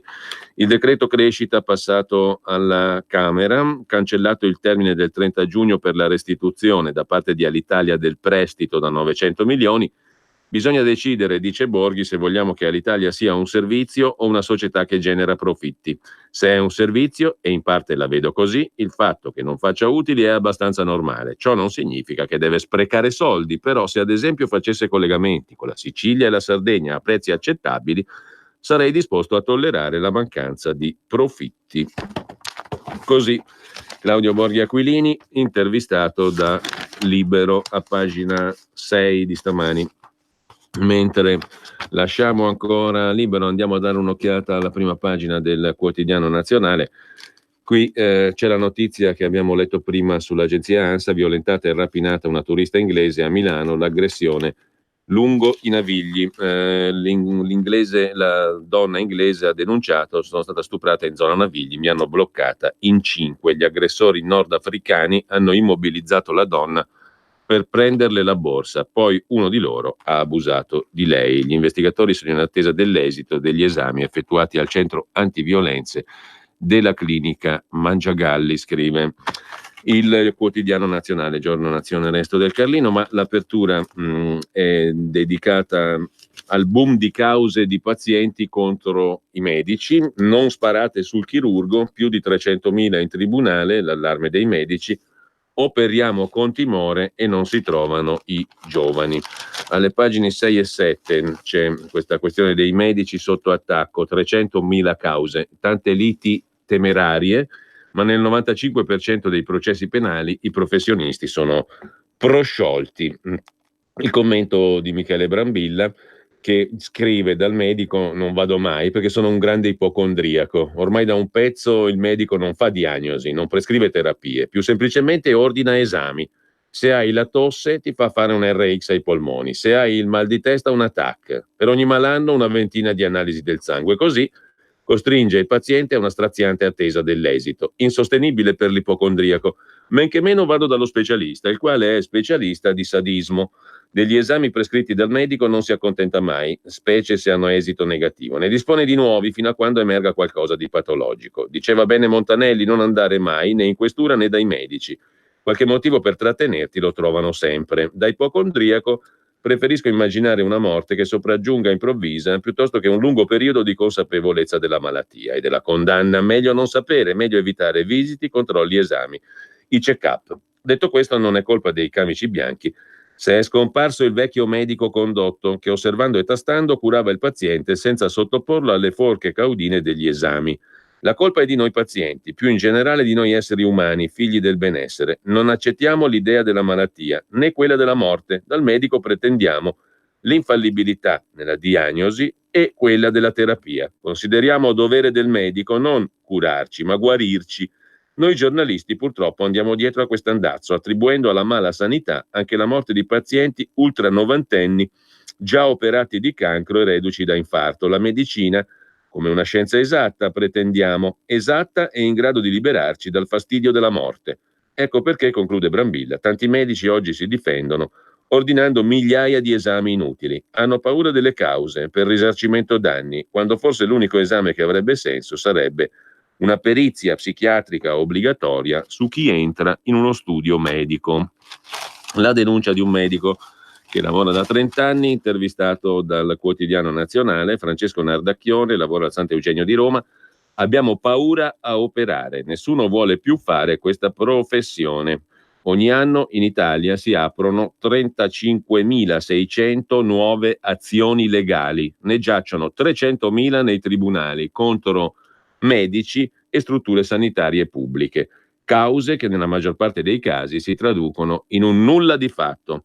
L'area professionale più a rischio chirurgia, 45% dei sinistri. L'errore chirurgico presunto tale è l'evento che viene denunciato con maggior frequenza, seguito da errori diagnostici e terapeutici. Le polizze alle stelle, i costi almeno 12 miliardi all'anno, 165 euro pro capite per il sistema sanitario, fra troppe prescrizioni e troppi esami fatti per cautelarsi, senza contare i costi per le polizze assicurative che ogni medico stipula, migliaia di euro all'anno a testa. Così sul Quotidiano Nazionale, medici sotto attacco, 300.000 cause giacenti, 35.600 nuove cause ogni anno, 35.000 nuove denunce ogni anno. E lasciamo questo tema per andare brevemente dal Quotidiano Nazionale a un altro articolo. Un SOS che viene dalla polizia, in questo caso ladre rom incinte, legge flop. A Milano pochi arresti, arrivano nomadi da tutta Italia e in estate aumentano i rischi. Ha commentato Matteo Salvini su Facebook. A Roma, nei pressi della stazione Termine, 2 rom pregiudicate hanno derubato un turista americano 4.000 euro. Gli agenti le hanno identificate e arrestate, nonostante la scusa della gravidanza, mandate in carcere. Ai loro numerosi figli penseranno i rispettivi mariti. Tolleranza zero per questa gente. Ma intanto donne rom incinte o con figli di meno di un anno da Torino a Roma migrano a Milano per compiere furti in stazione. La situazione sta degenerando e i rischi aumentano. È l'allarme lanciato dalla Polizia Ferroviaria. Gli esodi dalle grandi città si verificano a gruppi di 10-15 donne. Milano viene scelta come destinazione privilegiata dopo la circolare della Procura che stabilisce di non procedere all'arresto se le donne che sono incinte o hanno figli in tenera età sono condannate in via definitiva. Che succede? Donne con a carico cumuli di pena anche di 8-10 anni di reclusione vengono rilasciate dopo il fermo sulla base di questo provvedimento legato all'articolo 146 del Codice Penale che sospende la pena per donne in gravidanza o con figli fino a un anno. Questa norma non funziona, è verificato, dice il segretario generale del SAP, Sindacato Autonomo di Polizia. È un principio giusto per la tutela della maternità, ma se viene usato come scusante per non rispondere dei reati è necessario fare una valutazione diversa. La presenza delle forze dell'ordine è un deterrente contro le rom incinte a caccia di borseggi. Ma questi soggetti, dice il sindacalista del SAP, il poliziotto Stefano Paoloni, questi soggetti spesso escono prima di noi dai nostri uffici, il tempo di completare il verbale di fermo e sono libere. Chi delinque quotidianamente come principio di sostentamento non ha nulla da perdere, sfrutta i varchi che ci sono nelle norme. I rom sono avvezzi a rapportarsi con le forze dell'ordine, hanno una consapevolezza approfondita delle leggi, molto maggiore di molti italiani. Le prime mosse che fanno le rom incinte appena fermate è dichiararsi minori di 18 anni incinte e poi scaricano le colpe su chi non è imputabile del proprio clan. Tutto questo in una situazione di problema normativo, non operativo, perché la polizia interviene. Attraverso i fogli di via e i DASPO introdotti dal governo è diminuita la presenza di questi soggetti nelle metro e ferrovie. Se penso a 2 o 3 anni fa, quando la situazione rispetto ai borseggi tra la folla sembrava senza speranza, oggi, grazie alla repressione e alla videosorveglianza, si stanno ottenendo risultati. Ma per quanto riguarda la circolare della Procura di Milano che invita a non fermare le colpevoli per non intasare gli uffici giudiziari inutilmente, è in atto una disparità di vedute tra procure che hanno idee diverse sull'arresto delle nomadi in flagranza. Sarà fondamentale che venga modificata la norma, dice Paoloni. Esiste discrezionalità da parte delle procure e ogni fatto va valutato in sé. Milano avrà fatto le proprie valutazioni. Lasciamo il Quotidiano Nazionale, andiamo invece al Fatto Quotidiano. Il Fatto apre su come si ferma il TAV. La soluzione, parla l'ingegner Poggio, mentre tra i sindaci in valle nasce un piano B. La Francia non stanzia i suoi fondi e il governo blocchi gli appalti TELT, la società che costruisce il treno. Per l'ingegner Poggio, ad oggi è partita solo la burocrazia degli appalti, ma manca il presupposto per andare avanti, la disponibilità dei finanziamenti. Su questo punto gli accordi siglati tra Italia e Francia sono chiarissimi. La disponibilità del finanziamento è una condizione preliminare per l'avvio dei lavori del tunnel di base e oggi non c'è. Così sostiene, intervistato da Gianni Barbacetto, Alberto Poggio, ingegnere, membro della commissione tecnica che affianca le amministrazioni pubbliche contrarie al progetto TAV in Valle di Susa. Con questo lasciamo, anzi c'è anche la bugia del giorno, Landini, il segretario della CGIL, che sbaglia i dati sulla povertà, usa i numeri del 2018 contro il reddito del 2019. Landini sbaglia i dati sulla povertà, sul reddito di cittadinanza. Il segretario generale della CGIL ha fatto riferimento all'anno passato. Abbiamo criticato il reddito minimo perché è fatto male, infatti i dati indicano un aumento dei poveri, ha detto Landini, rifacendosi ai dati dell'anno precedente. Mentre il Giornale apre la sua prima pagina con le crepe anche nella Lega, pazienza finita, sfogo di Giorgetti contro Salvini che non molla i 5 Stelle e Di Battista detta l'agenda da incubo a Di Maio. Ma c'è anche la foto del musulmano Badar che diventa carabiniere. Ma che paese razzista, questa è integrazione. Dal Marocco a Bergamo, scrive Tony Damascelli in prima pagina. La giusta integrazione. Il musulmano Badar è diventato carabiniere. Badar Eddin Menani, 23enne di origini marocchine, ha giurato fedeltà all'arma e alla Repubblica. È nato a Santa Maria Capua Vetere e ora vive in un piccolo paese vicino a Bergamo. Dovrebbe essere la normalità. Strano che una vicenda come questa diventi una notizia. Mentre a Varazze in Liguria, vigilantes di colore contro i Vucumpra, così non ci accuseranno di razzismo, dice il sindaco del comune ligure, Alessandro Bozzano, rieletto il 26 maggio per il secondo mandato. L'importante è che facciano bene il loro lavoro. A centropagina invece, in prima pagina sul Giornale, la questione economica, flat tax e IVA, una manovra da 45 miliardi, nel governo è scontro sulle coperture. Cancellati gli 80 euro, la flat tax sarà finanziata in parte da recupero dell'evasione fiscale e soprattutto dalla cancellazione degli 80 euro di Renzi. Per il resto, allo stato attuale, la legge di bilancio sarà fatta in deficit o con gli aumenti dell'IVA. Con questo lasciamo il Giornale e andiamo a dare un'occhiata anche al Foglio del lunedì, che ospita, come tutti i lunedì, un lungo articolo. L'autore dell'articolo oggi è l'ex ministro dell'Interno Minniti, Marco Minniti. Ridare i neuroni alla sinistra, governi pericolosi, opposizioni rischiose, nuove partenze, le alternative non si costruiscono con scissioni, bluff e confederazioni di correnti, perché è ora di dire che il controllo dell'immigrazione non può essere un'esclusiva della destra. Un manifesto, quello che cerca di scrivere, o così lo presenta il Foglio, Marco Minniti, il grido degli elettori che chiedono protezione. Una richiesta che i nazionalpopulisti accolgono e semplificano fino alla brutalizzazione, ma un'altra risposta è possibile, lo dicono i voti dei sindaci e la fluidità del consenso. Questa maggioranza di governo, dopo 12 mesi di disastri politici, economici e sociali, continua a mantenere il consenso della maggioranza assoluta degli italiani.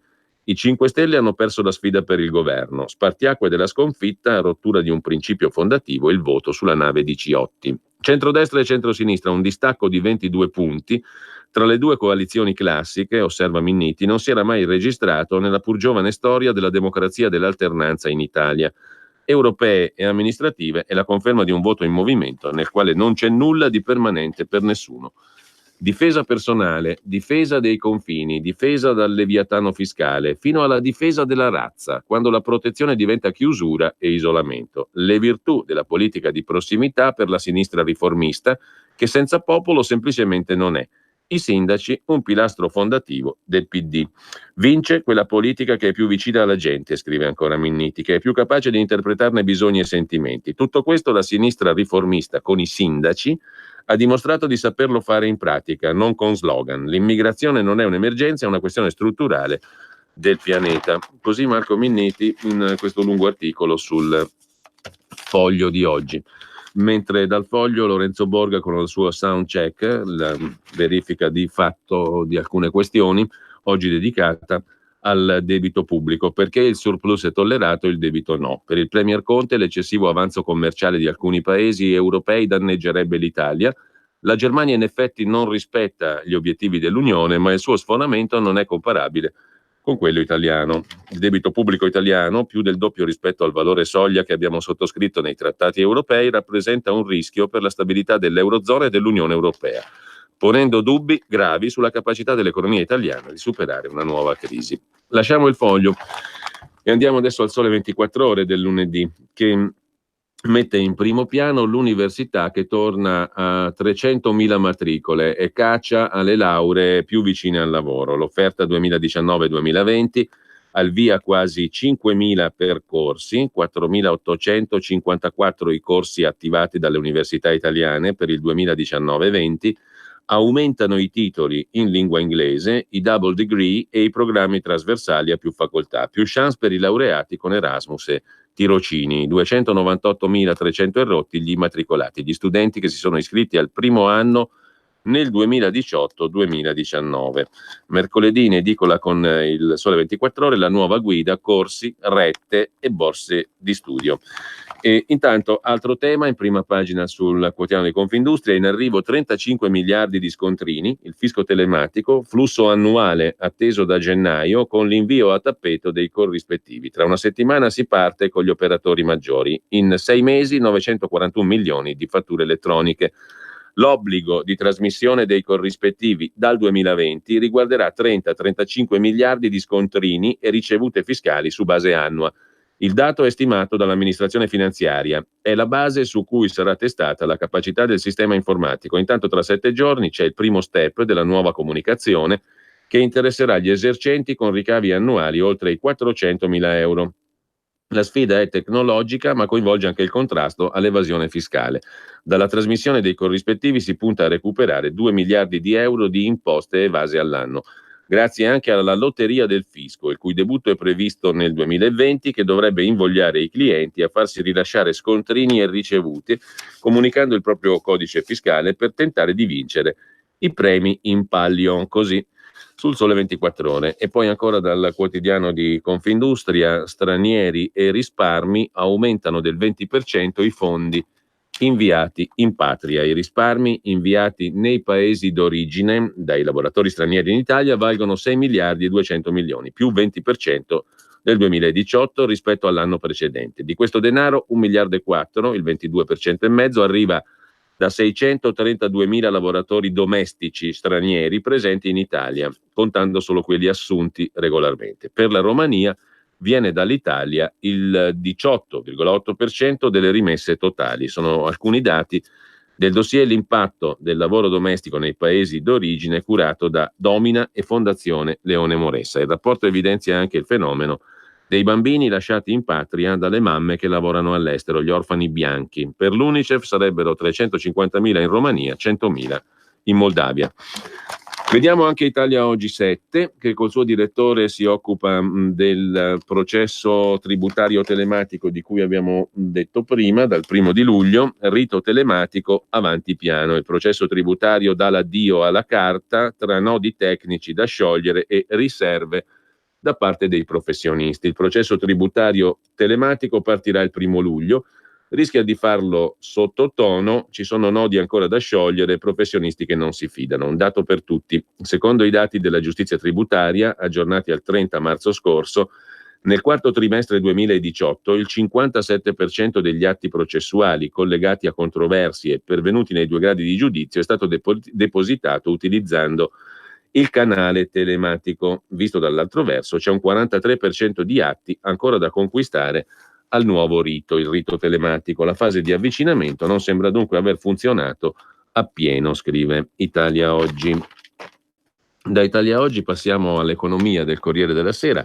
Il primo piano dell'economia è dedicato alle questioni che abbiamo sul tappeto: flat tax, salario minimo, una manovra da 45 miliardi, ma dove li prendono? È il titolo del pezzo di Ferruccio De Bortoli, compresa la questione del salario minimo, appunto il salario delle illusioni, lo cataloga De Bortoli, 9 euro all'ora per tutti, bella idea, ma pochi conti sugli effetti reali. La retribuzione mediana del nostro paese oggi è di 11,3 euro, impossibile pensare che introdurre un minimo così elevato non abbia effetti su chi guadagna poco di più, mettendo in grave difficoltà aziende e sindacati. In Francia e Germania il minimo copre non più del 70% dello stipendio medio, da noi arriverebbe all'80%. L'idea di introdurre un salario minimo non è sbagliata, esiste in 22 paesi europei, in quei contesti economici, in alcuni contesti economici il salario minimo viene ritenuto inutile.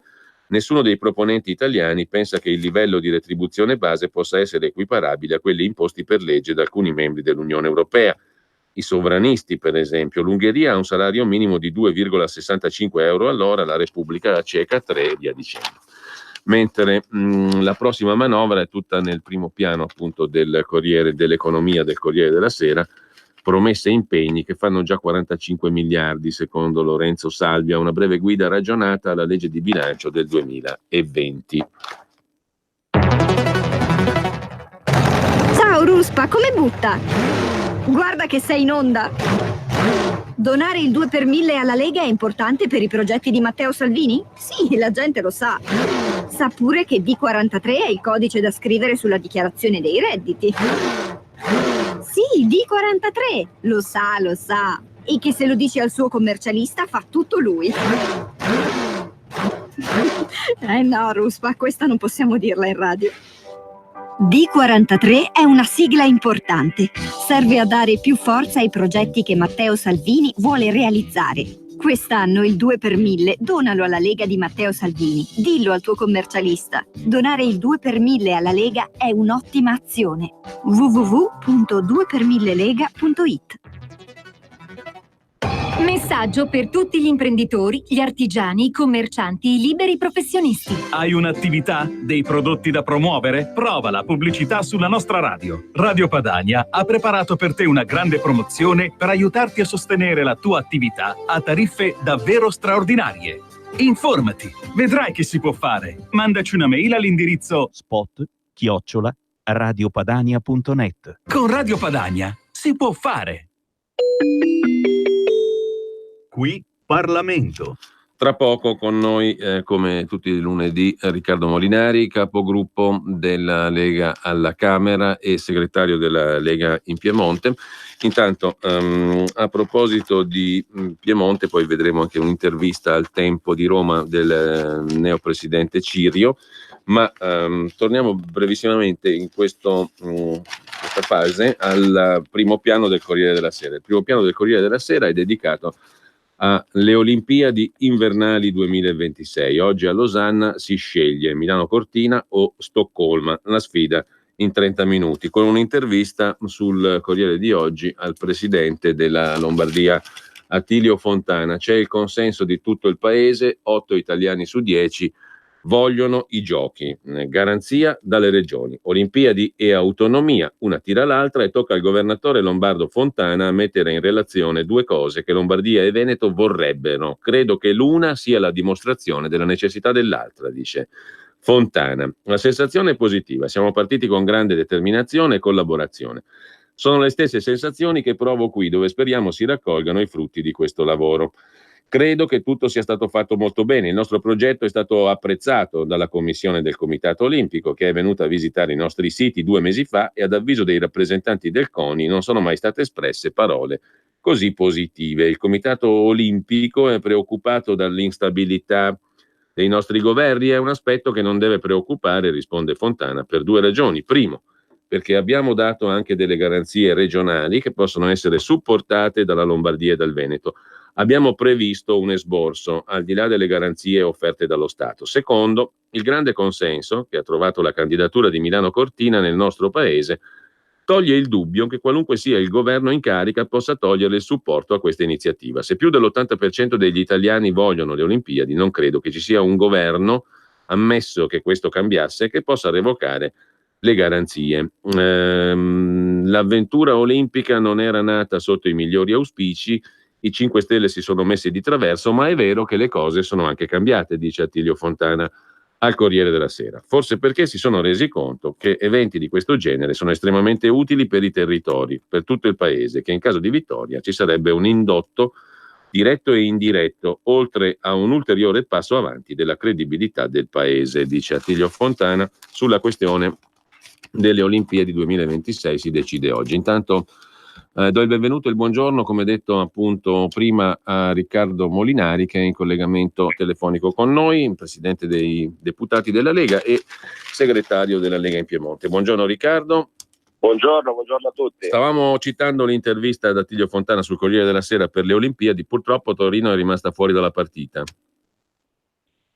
Diciamo che la speranza di Torino è quella di rientrarci, perché Torino è rimasta fuori dalla partita per un atteggiamento molto provinciale del sindaco Appendino e dell'ex presidente della regione Chiamparino, che di fronte agli sforzi di Giorgetti di creare un dossier unitario delle Alpi italiane per la candidatura alle Olimpiadi, quindi un progetto portato avanti dal governo che tenesse insieme le 3 candidature, ma in particolare le 2 candidature più forti, che erano quelle di Torino e di Milano.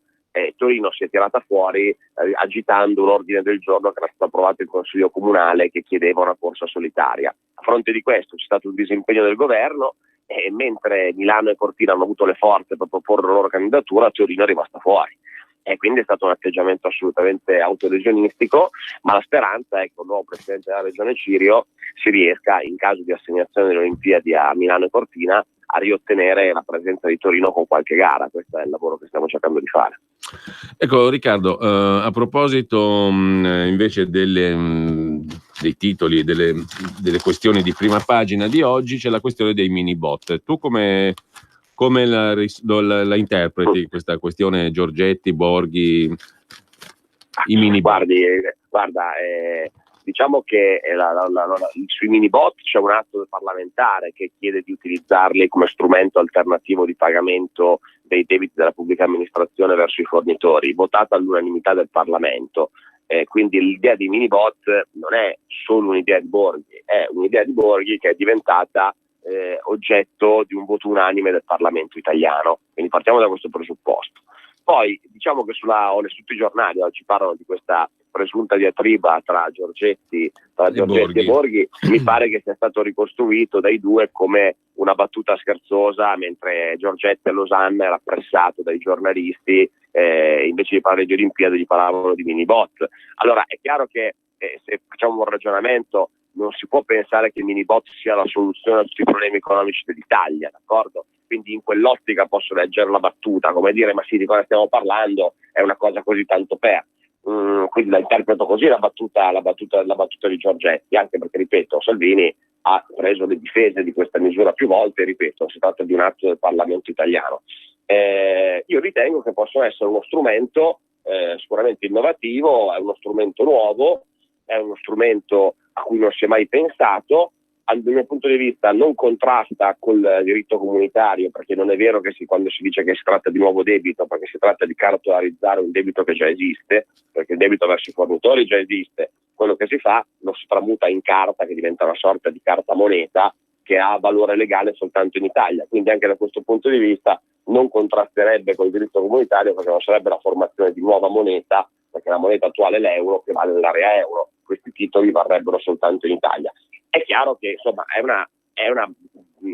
siamo sul filo del rasoio, diciamo, tra la violazione e la non violazione dei trattati sulla creazione di una moneta parallela. Quindi è sicuramente una idea su cui si può ragionare. Certo è che non è questo il cardine delle soluzioni economiche che ha la Lega. È un'idea che poi ci sono tanti paesi in cui c'è una moneta parallela, molto spesso viene fatto a livello regionale, a livello locale, a livello cittadino, ma poi pensiamo anche alla Francia che insomma ha più monete parallele, quindi ci sono altri casi. Il mini bot diciamo che si configura quasi come una moneta parallela pur non essendolo, quindi bisognerebbe studiarsi bene. Credo che sia insomma, lo scambio di battute sia in questa riferito a questa situazione. È una questione incerta, è una questione su cui tutti siamo d'accordo che non sia risolutiva dei problemi dell'economia, è un'idea innovativa, sicuramente è un'idea che spaventa molto le cancellerie europee, e forse Giorgetti ha voluto anche stemperare il clima, visto e considerato che oggi l'Italia è sotto esame per la procedura di infrazione e forse è meglio in questa fase mandare messaggi più distensivi e meno preoccupanti. Ecco, la vedo anche in quest'ottica la battuta. Ecco, quanto alle cose invece veramente strutturali, oggi ne prendo una, ma poi ci ricolleghiamo alla questione del fisco.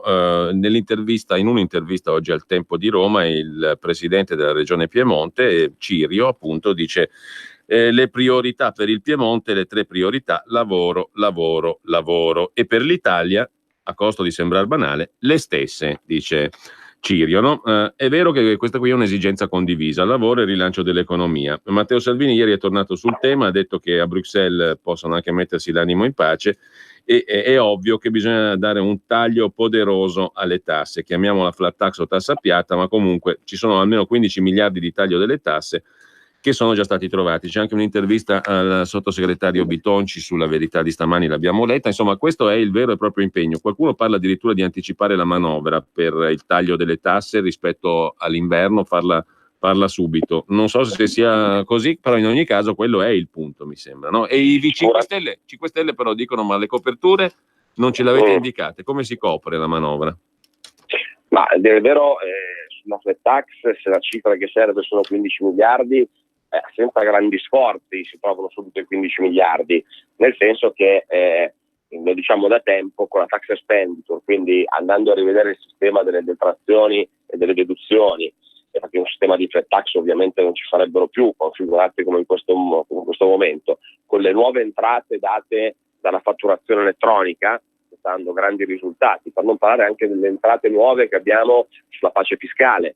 La pace fiscale che è stata prorogata tra l'altro col decreto crescita che abbiamo approvato la settimana scorsa apporterà nelle casse dello Stato circa 21 miliardi di euro nei prossimi 5 anni. Quindi e con i risparmi anche di reddito di cittadinanza e quota 100 noi abbiamo già entrate diciamo nuove. A queste si aggiungono i 10 miliardi che noi andremmo a risparmiare dagli 80 euro del bonus Renzi.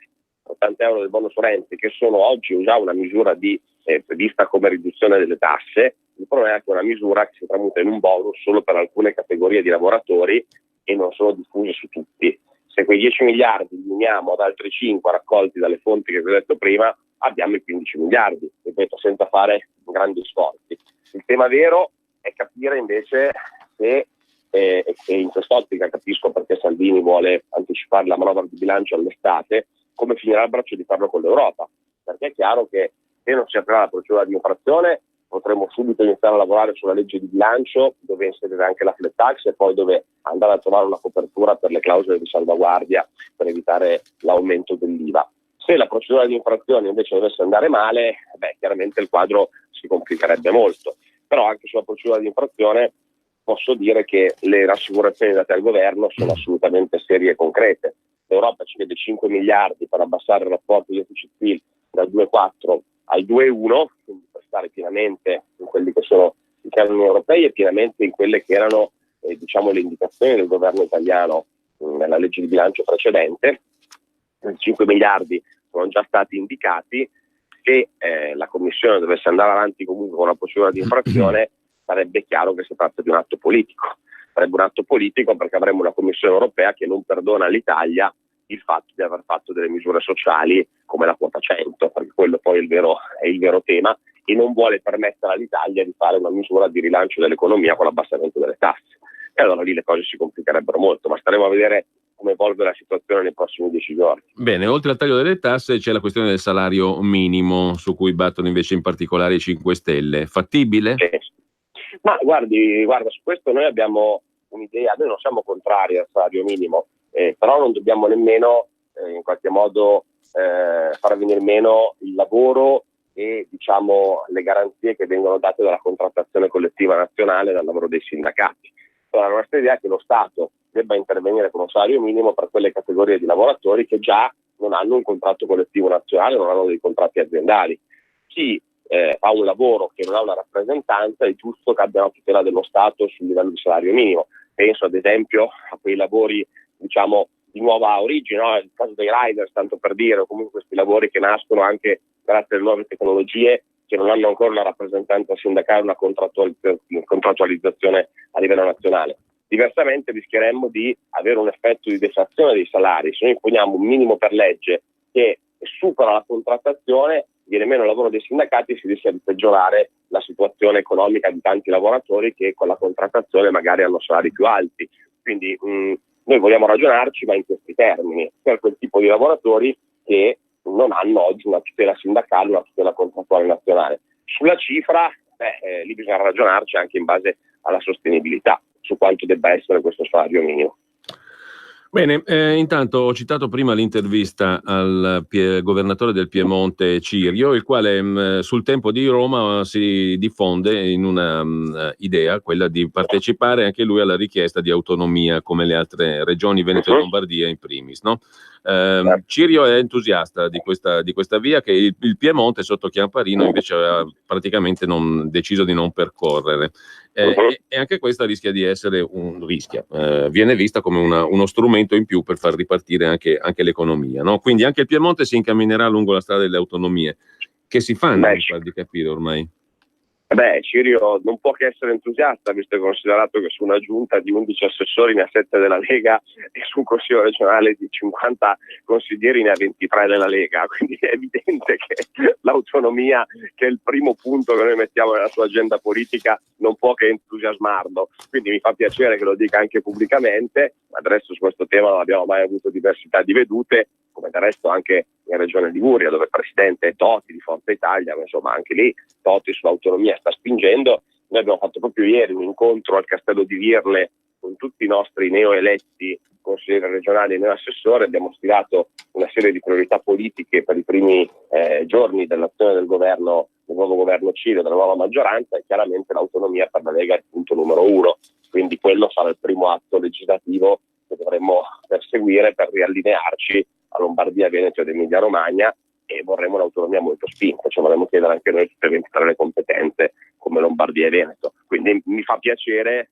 che anche in queste interviste ci lo stia ricordando, perché insomma è il cardine, uno dei principali cardini del nostro accordo.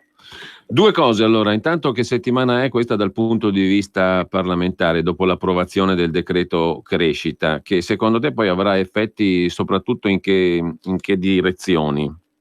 Ma il decreto crescita si combina molto bene con quanto approvato la settimana prima, che era lo sblocca cantieri, nel senso che lo sblocca cantieri guarda soprattutto ai lavori pubblici, quindi al rilancio degli investimenti pubblici, perché permette di sbloccare somme che sono accantonate da anni e che insomma non vengono spese per le lungaggini del codice degli appalti e lungaggini burocratiche varie, mentre invece il crescita guarda soprattutto alla parte privata, quindi guarda al rilancio degli investimenti privati con misure importanti come la reintroduzione del superammortamento al 130%, che era una richiesta che veniva da tutto il mondo produttivo, che è stata accolta, quindi permetterà alle imprese di avere di fatto uno sconto fiscale importante sugli investimenti in macchinari produttivi, quindi per ampliare la produttività della propria azienda. C'è l'aumento della deducibilità dell'IMU sui capannoni industriali, quindi sui beni strumentali, che sale al 50%, l'anno prossimo al 60%, quindi questa è un'altra misura molto importante per le imprese. C'è la rimodulazione dell'IRES, quindi un taglio dell'IRES diffuso su tutti. Ci sono poi misure importanti anche per alcuni enti locali nel decreto crescita, il cosiddetto salva comuni, su cui noi abbiamo vinto una battaglia politica importante. Questo lo voglio ricordare agli ascoltatori di Radio Padania. È importante perché per la prima volta non si è fatto un salva Roma senza che ci fosse qualcosa anche per tutti gli altri comuni d'Italia, e questo è stato un braccio di ferro molto forte che la Lega ha fatto, e abbiamo vinto un braccio di ferro. Quindi c'è l'intervento per ricontrattare i mutui di Roma, ma c'è un intervento per ricontrattare i contratti in essere e i mutui di tutti gli altri comuni, e soprattutto per permettere a tutti gli altri comuni di spalmare i propri debiti su più anni in base alla popolazione che hanno, e questo aiuta tantissime città, sia che sul post dissesto, sia città che potranno evitare in questo modo il dissesto o il predissesto, quindi quello è un intervento molto importante. Insomma, e poi c'è la proroga della rottamazione ter e della pace fiscale. Dicevo prima i dati, ci sono dati molto buoni sull'esito della pace fiscale. C'è un emendamento di cui sono primo firmatario che è stato approvato, che è la proroga fino al 31 luglio, quindi ci sarà tempo fino al 31 luglio per fare le domande per la rottamazione ter e per il saldo e stralcio. Quindi un ottimo intervento che guarda al rilancio dell'economia reale, che si combina con quello della settimana scorsa, che guarda agli investimenti pubblici. E questi due provvedimenti segnano la fase 2 di questo governo.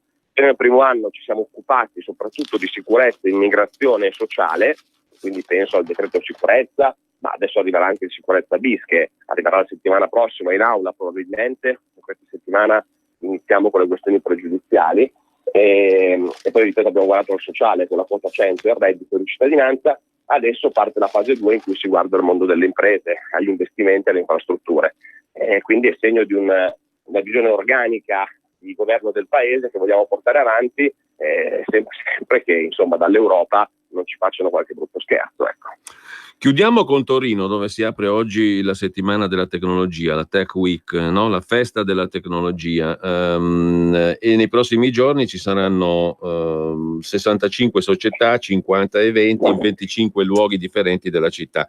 Ecco, al di là delle semplificazioni, ma anche questa questione dell'innovazione tecnologica e della ricerca è una questione sulla quale le regioni possono puntare, anche avendo in prospettiva maggiore autonomia, sempre di più, e le ricadute sulla realtà lavorativa, sull'economia sono pure rilevanti.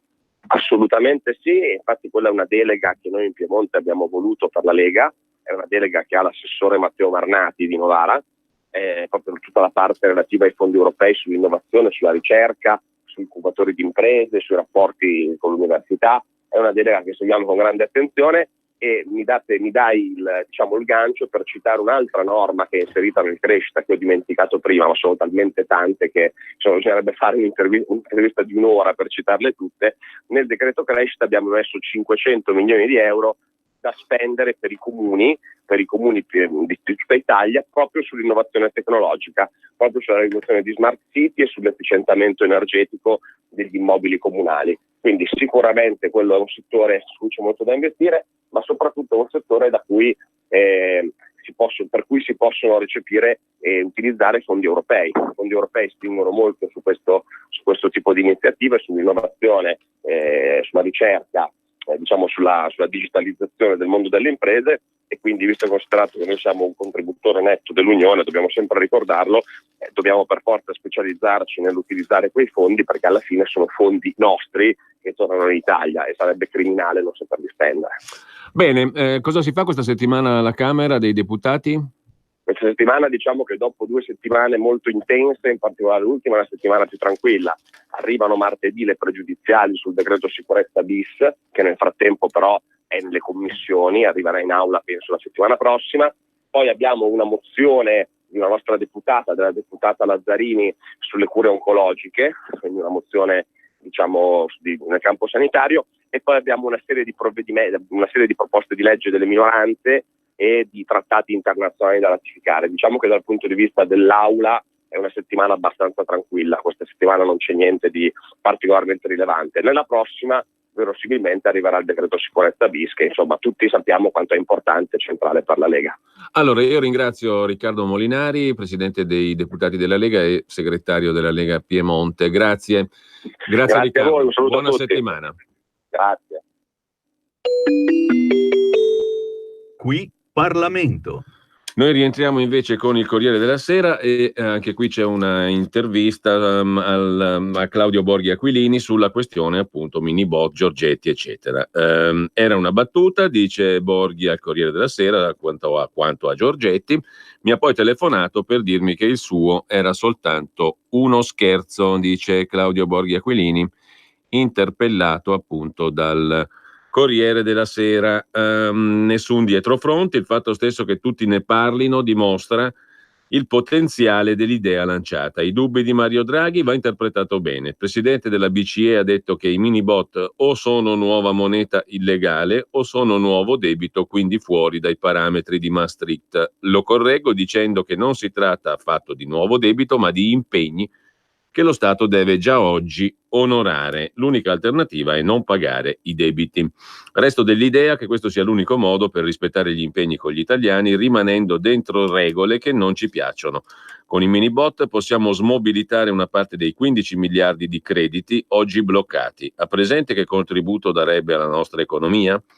Quanto a Confindustria, contraria, perché non hanno capito e non sanno bene di cosa stiamo parlando. A luglio, con Salvini, convocheremo tutte le categorie economiche e spiegheremo i nostri progetti su tanti punti. Tra questi ci saranno anche i minibot, dice Claudio Borghi Aquilini al Corriere della Sera. Faremo capire a tutti che non si tratta di altro che di crediti di imposta trasferibili, se proprio vogliamo cambiare il nome. Penso che in tanti si ricrederanno. Non è che Salvini nel frattempo per trovare un'intesa con l'Europa si rimangia tutto? Lo escludo, conclude Borghi Aquilini, non ci sono le condizioni per cambiare idea. Salvini, lo sento spesso, finora non mi ha mai espresso dubbi o desideri di venire meno a uno dei nostri cavalli di battaglia. Così Claudio Borghi Aquilini sul Corriere della Sera. Sulla questione dei 5 Stelle abbiamo già visto, no a chi destabilizza, il capo dei 5 Stelle accusa, tensioni con Di Battista, e poi l'ora dei veleni, l'addio polemico della senatrice Nugnes. Di Maio vuole le dimissioni e lei dice sei tu che devi lasciare. Intanto il governo in tilt sulla manovra estiva, titola invece Il Tempo di Roma, una manovra estiva per tagliare le tasse con o senza procedura di infrazione europea. Lo ha detto Matteo Salvini, è ovvio che bisogna approvare la flat tax con un taglio di 15 miliardi che sono già stati trovati. L'anno prossimo tanti italiani pagheranno meno tasse, apriranno nuove imprese, ci saranno più assunzioni, dice Salvini. Mentre sul Tempo di Roma di oggi c'è l'inchiesta firmata dal direttore Franco Bechis, a Piazza Affari tutti gufano contro il governo Conte, nessuno crede più ai giallo-verdi, la sfiducia è nelle relazioni dei bilanci delle aziende quotate in borsa, le società preoccupate dallo scontro con la Commissione europea, si teme una nuova impennata dello spread dopo i danni del 2018. I documenti contabili delle società quotate in borsa sono stati approvati tra marzo e giugno di quest'anno. Rai Way, unica eccezione. Perfino le imprese pubbliche sono in ansia per la situazione politica. Le grandi imprese italiane, insomma, scrive Bechis, non si fidano del governo, sono preoccupate dallo scontro con la Commissione europea, temono nuove ferite dallo spread nel 2019, dopo che non pochi danni ha provocato ai loro conti economici nell'anno passato. Il giudizio negativo su Conte e i suoi ministri è quasi unanime, è contenuto nelle relazioni di accompagnamento ai bilanci delle principali società quotate alla Borsa di Milano, che Il Tempo ha consultato per capire il giudizio delle singole imprese sulle prospettive macroeconomiche dell'anno in corso. Così il quotidiano romano con il suo direttore. Ma lasciamo anche la questione delle società quotate in borsa e delle prospettive economiche, perché un'occhiata la diamo anche in questo caso alla Nuova di Venezia e Mestre, che continua a occuparsi del tema dell'autonomia delle regioni e del partito del Sud. Alto là all'autonomia, il Movimento 5 Stelle incalza Conte, Salvini apre la CGIL, il ministro 5 Stelle Lezzi dice non un euro in meno al mezzogiorno, il premier cerca la mediazione, domani un vertice con Di Maio sulla questione delle autonomie. Dell'intervista al presidente del Piemonte abbiamo detto prima, alla festa del Piemonte regalerò l'autonomia, dice a Il Tempo di Roma Alberto Cirio, neogovernatore, il 19 luglio giunta straordinaria per accelerare l'iter della riforma della maggiore autonomia. E dal Tempo di Roma brevissimamente torniamo alla cronaca torinese con la questione dell'alta velocità. Ora Venaus spinge per il sì, ma in valle il progetto non piace. E come nota Repubblica, in cronaca torinese, il vice ministro dell'economia Laura Castelli, deputata del Movimento 5 Stelle, sottosegretaria all'economia torinese, apre sul TAV leggera e i 5 Stelle si spaccano. In un'intervista alla Repubblica l'esponente 5 Stelle allude al progetto di Durbiano, ex sindaco di Venaus, un compromesso che costa uguale e non ha senso, dice l'ex commissario di governo Foietta. Sarà la Torino-Lione uno dei temi scottanti che Luigi Di Maio dovrà affrontare durante l'incontro con eletti e attivisti del Piemonte e della Val d'Aosta il 12 luglio. Una scossa di terremoto sono state le dichiarazioni rilasciate sulle pagine di Repubblica dalla sottosegretaria all'economia 5 Stelle Laura Castelli, interpretate come segnale di apertura all'alta velocità, mostrando una spaccatura all'interno del movimento, scrive Repubblica. Sempre rimanendo invece ai temi economici, torniamo al Corriere della Sera con un'intervista al segretario della CGIL Maurizio Landini. Investiamo in infrastrutture per far ripartire la crescita.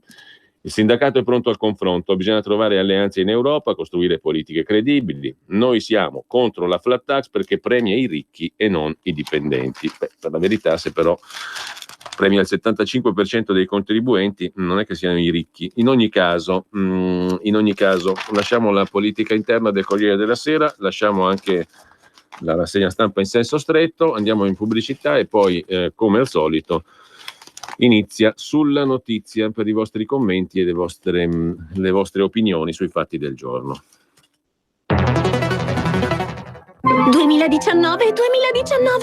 2019.